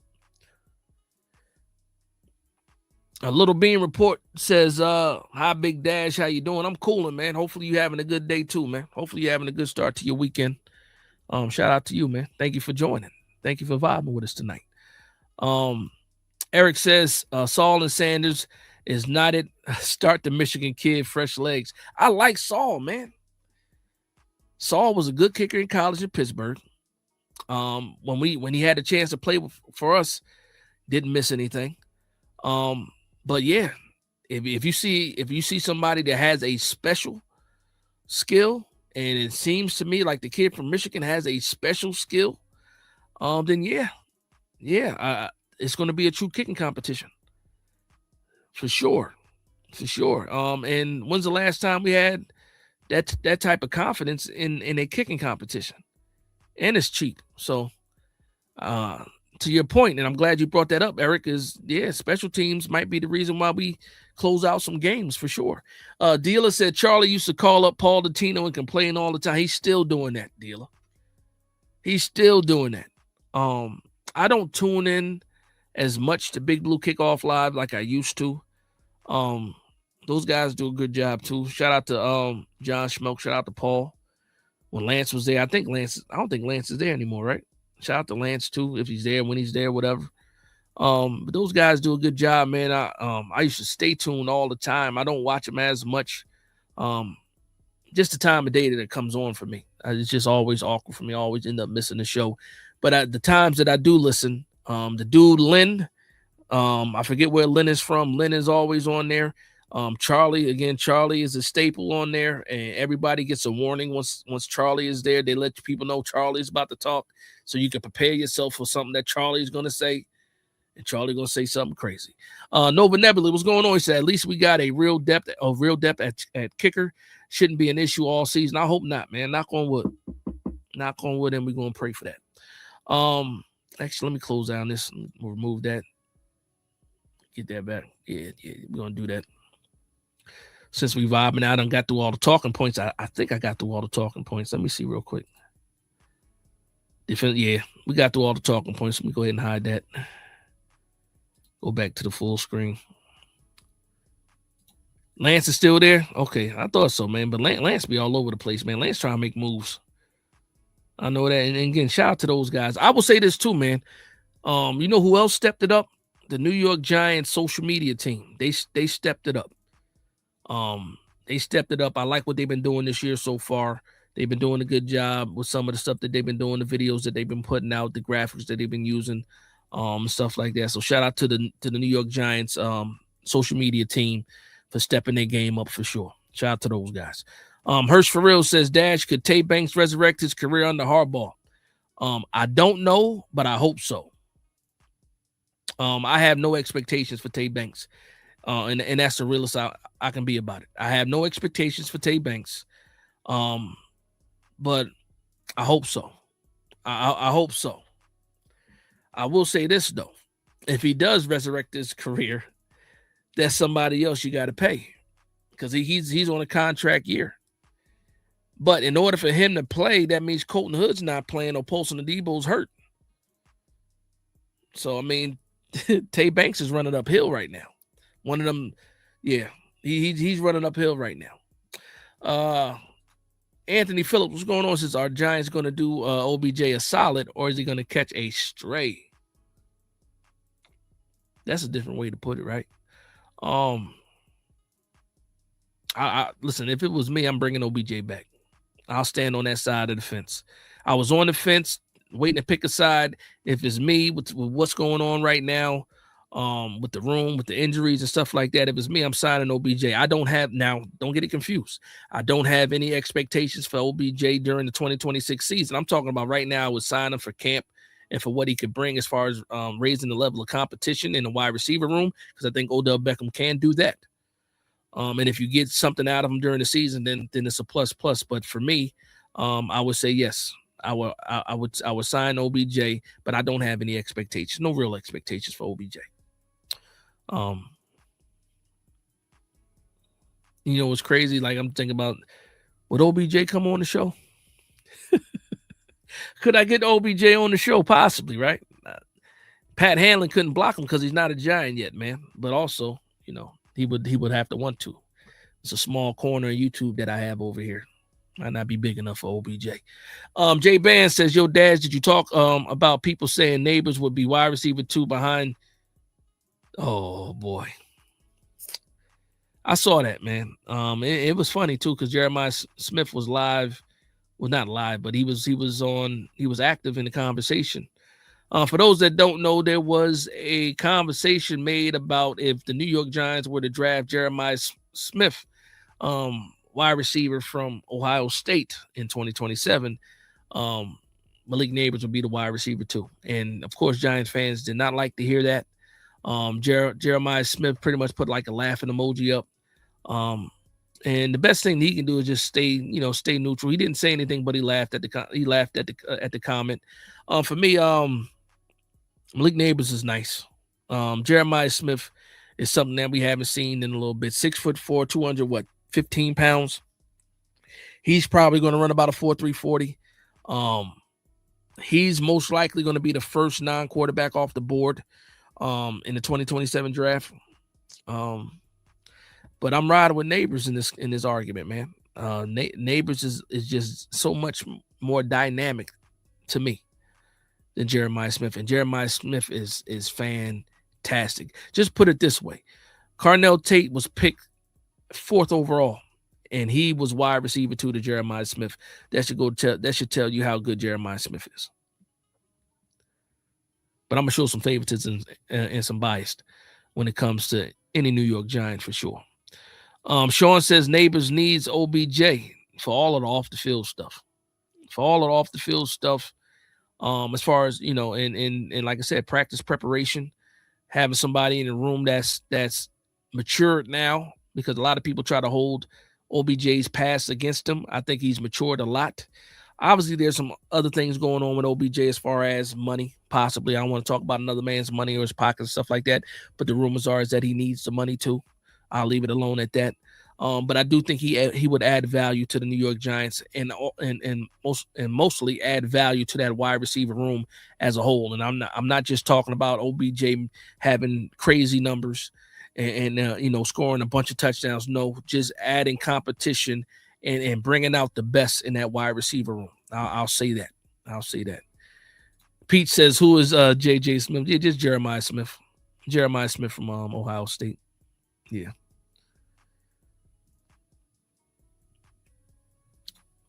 Lil Bean report says, Big Dash, do you think our draft was good this year? Yes, I think it was a good draft. I absolutely think it was a good draft. I still don't like the trade. I like the player Malachi Fields. I don't like giving up the picks for him because obviously the 4th for the 3rd rounder, that was a swap, so you really can't count that pick. But at that pick 145, there were still some very good names there, defensive tackles too. At pick 145. So but I don't want to cry over what we don't have. I'm happy with what we did do in the players that we did draft. So I think it was a good draft for sure. Kazan says OBJ is still a red zone threat. Yeah, I think so. I think he can give you some snaps, man. I mean, again, I don't have high expectations. I don't expect to see. I expect to see Odell Beckham Jr. I don't expect to see OBJ, if that makes sense. The OBJ as we knew him is dead and gone. This is Odell Beckham Jr. And we don't know exactly, what he is as far as production on the field on Sundays. Coach Ward says Smith has dominated the Big Ten. He is a great college wide receiver, but how he disappeared against the SEC defenses and better competition is significant. Harrison Jr. Was a can't-miss wide receiver too. Let's not forget. Now, that's a point. That's a bar right there. Still don't know what happened to Marvin Harrison. He had a better year. I don't even know if it was a better year this year, if I'm being honest. It was a lackluster rookie year for him. And then this year was, I think it was better than his rookie year, but still nothing to write home about. And to your point, when it comes to Jeremiah Smith, even we saw D'Angelo Pons playing pretty well. And Pons is 5'9". Jeremiah Smith, I think, is a whole 6'4". It's like 215 pounds. And to your point, we saw him we did see him disappear. We saw it. It could be the quarterback play too, because Julian saying ain't nothing to write home about either, though. You know what I mean? But it is what it is. Jim Simpson says OBJ, my guess is 250. I don't even know about that, man. Like when I say I don't have any expectations for OBJ, like it's like anything we get, okay. Like anything we get, okay. I think is a plus. He's not going to cost you a lot of money. At least I don't think he's going to cost you a lot of money.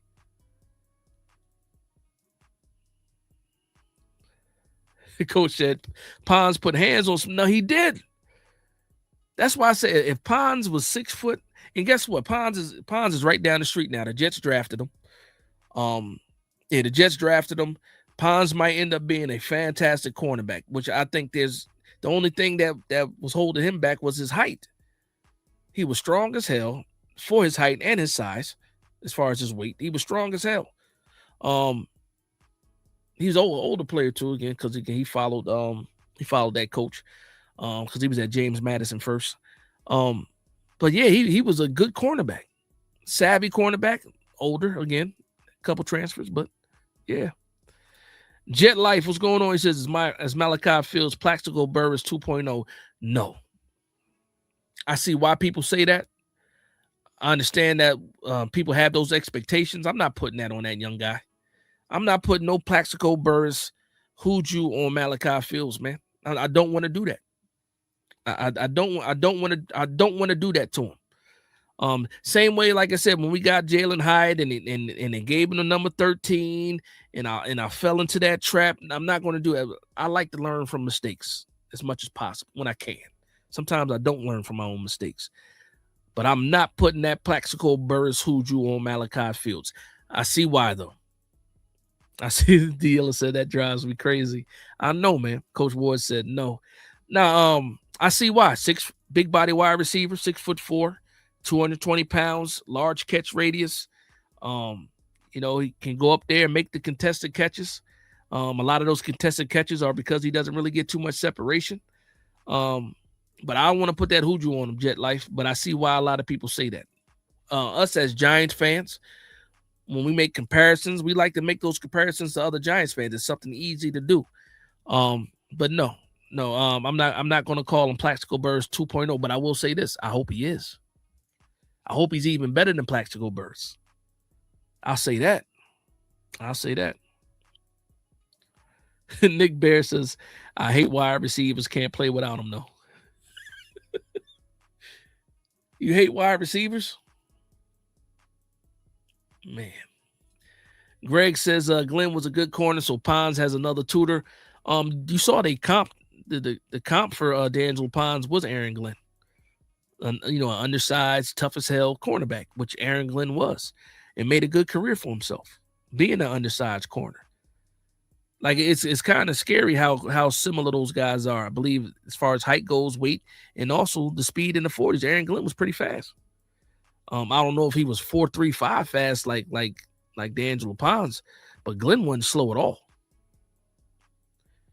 JJ the King said, "What up, Dash? What did I miss? The whole damn show, JJ. Where you been? That's what you missed, the whole damn show." Nah, I appreciate you, but you missed the whole show. You missed the whole show, man. What did I miss? Now you hilarious, Jake. Shout out to you though, man. Hopefully everything is good for you, man. Hopefully you're having a good start to your weekend. Luann says, Dash, how confident are you in our team compared to last season? Oh boy, the confidence level through the roof. Confidence levels through the roof. As far as us being better than what we were last year, I don't know what that means in terms of wins and losses, but I'm absolutely confident that this team is better already on paper, coaching staff, philosophy, even though we haven't seen them on the field yet, scheme, yes, especially when it comes to the defensive side. Just think about who we had last year. Shane Bowen versus Denard Wilson.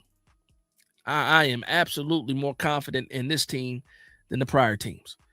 Our name says plus Plax was the top 10 pick. That too. Absolutely. My comp for Malachi Fields was more like a Marcus Colston. For those that remember Marcus Colston for the Saints, Marcus Colston was if I believe he was Mr. Irrelevant when he got drafted in the 7th round. I think he was Mr. Irrelevant. And he ended up having a fantastic career. And also, when you look at the stats next to Plaxico Burress, Marcus Colston edges him in stats overall, as far as yards and touchdowns. But Marcus Colston, 6'4", another guy, 220 pounds. I don't know if Colson was a converted tight end. I'm trying to think now. I don't know if he was converted, but that's like my comp for Malachi Fields. And Colson turned out to be a fantastic player for Drew Brees. I'll say this, man. Quarterbacks matter. Drew Brees was the type of guy that would give his wide receivers a chance to make the play no matter who they came. I mean, no matter where they came from, where they were drafted. Jackson Dart, we saw it last year. He was throwing alley-oops to Wan'Dale Robinson. If you down there, he going to give you a chance. Somebody like Malachi Fields should benefit from a quarterback like Jackson Dart. So, like I said, I'm not going to call him Plaxico Burress 2.0, but Jackson Dart definitely going to give him his fair share of throws for sure. Luann said Colson was a beast. Yeah. Sean says I've heard that comparison to Colson. Let me know who else said it so I can give somebody a high five. I'll give somebody a high five for saying that too, man. Colson, man. Solitary Camp says at Dealer says that's how people sound saying some Plaxico. A lot of people don't like that Plaxico stuff, man. Listen, I don't like doing it either, but I understand why people make that comparison or try to make that comparison. It's about the height, weight. That's what it's about. Catch radius, stuff like that. You know, nothing wrong with the optimism. Nick Bear says I could see a good coaching getting us at least 3 to 4 more wins. Definitely an identity now. That's way more important than people think. Identity is very, very important. The funny thing about that said 3 to 4 more wins. If we had a better defensive coordinator, smarter defensive coordinator, we probably had 3 to 4 more wins last year. The Dallas game, the damn Saints game, the Chiefs game. Pardon my French. Denver, yeah. Who else were we leading again? We was beating Chicago. Were we beating Green Bay last year? I can't even remember now. Were we beating Green Bay too in the fourth quarter? We dropped the ball so many times in the fourth quarter last year. Man, whatever. Yes, I do remember Ron Dixon. I do.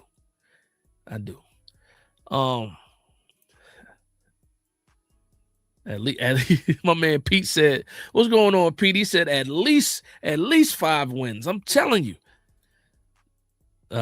Is it Daddy DP5? I'm not gonna call you by your name, brother. I just can't do it. I can't do it. DP5GB, what's going on? How you doing? He says that Denver game killed me. A few times. You know what's funny about that Denver game? When that game came on, the whole family was on the couch. Even my wife, and my wife don't watch Giants games with me. You know what I mean? She got her own, Pittsburgh. The whole family was on that couch. We started putting belt to ass in that game. And slowly, they just started, getting up off the couch because they thought we had that game in the bag. They came back and they saw the score and they were shocked. And at the end of that game, I was alone on my couch. Depressed after that Denver game. Depressed after that Denver game. That game was the worst. Detroit too. Yeah. So, and that's what the roster that we had last year. Obviously, teams don't stay the same. Teams get better also. I think the division with this draft got better. The entire division, but if we had better coaching last year, we had more wins. Now we got better coaching. We're still working on the roster part of it, but I think what we added to the offensive line, what we added to the defense, I think the roster is better too. So hopefully we see some results.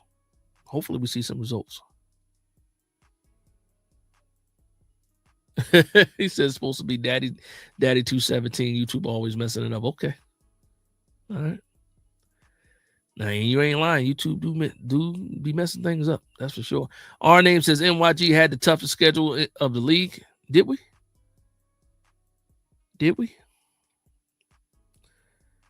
I mean, we made it games, man. I know before going into the season, I think we were third on the list. I think we had the third toughest schedule, something like that. I know it was like top 5 hardest schedule. But when we were actually playing those games, we were in those games, man. We were in those games. We just didn't know how to finish. Couldn't finish. Couldn't finish. Pete Weiner says this year we putting the clamps on the league. I hope so, man. I absolutely hope so. That game against Denver hurt. It did. It absolutely did. Solidary Camp, you think we'll pick top 10? All depends on Dart. If your Russian defense can't get somewhat better. It's a lot of weight on Dart's shoulders. I agree with you, Dealer. I think he'd be all right, though. If this defense, to your point, if this defense can act right, that'll help Dart too. And then we can put some wins together for sure. We're going to close this thing down in a second. If you got any more comments, last comments, go ahead and put it in the comment section before we close this thing out. Let me make sure I hit all the super chats. All the super chats are good. Again, I appreciate everybody for the support, vibing with us.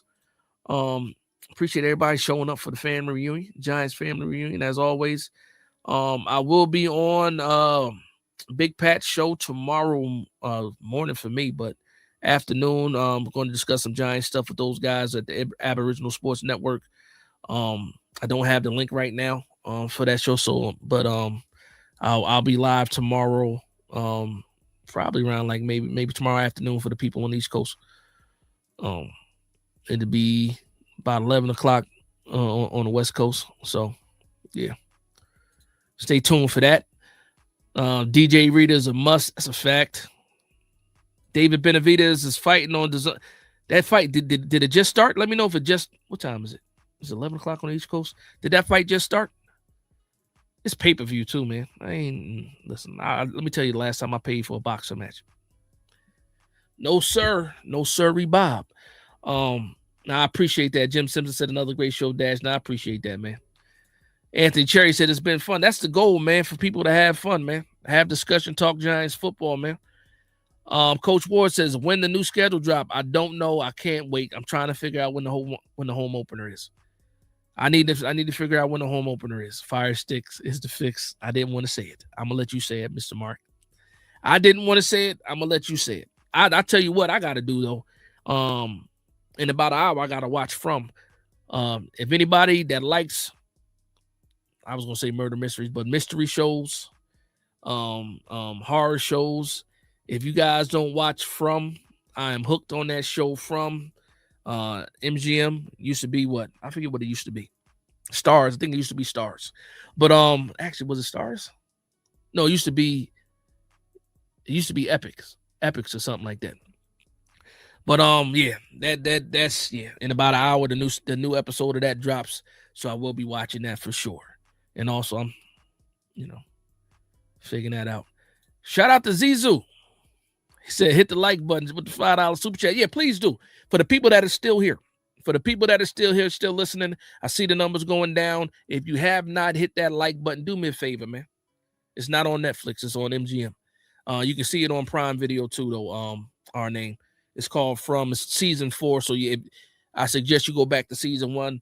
The first 5 minutes that had you hooked. I'm dead serious. It's, no promo too. I'm not getting paid to advertise any kind of shows, but From is fantastic. But yeah, if you have not hit that like button, it's never too late to hit the like button. Please do so, man. I appreciate everybody for hanging out with us tonight. You guys have been fantastic. You guys make the conversations flow. And if it wasn't for you guys, it wouldn't be no live streams. I'll just be sitting here talking to myself because I'm crazy at the end of the day anyway. But with that being said, I want to thank everybody for vibing with me. Please like, comment. Hold on, wait a minute. Yo, Dash, what's up? Let's go get OBJ back. I don't know where you've been this whole time, Trish. It's either here or there. Neither here or there when it comes to OBJ. Neither here or there when it comes to OBJ. Again, make sure you guys hit that like button on the way out. But with that being said, I want to thank everybody for vibing with me. Please like, comment, and subscribe. And from one Giants fan to another, this is Big Dash Knows Big Blue Nation. Let's go.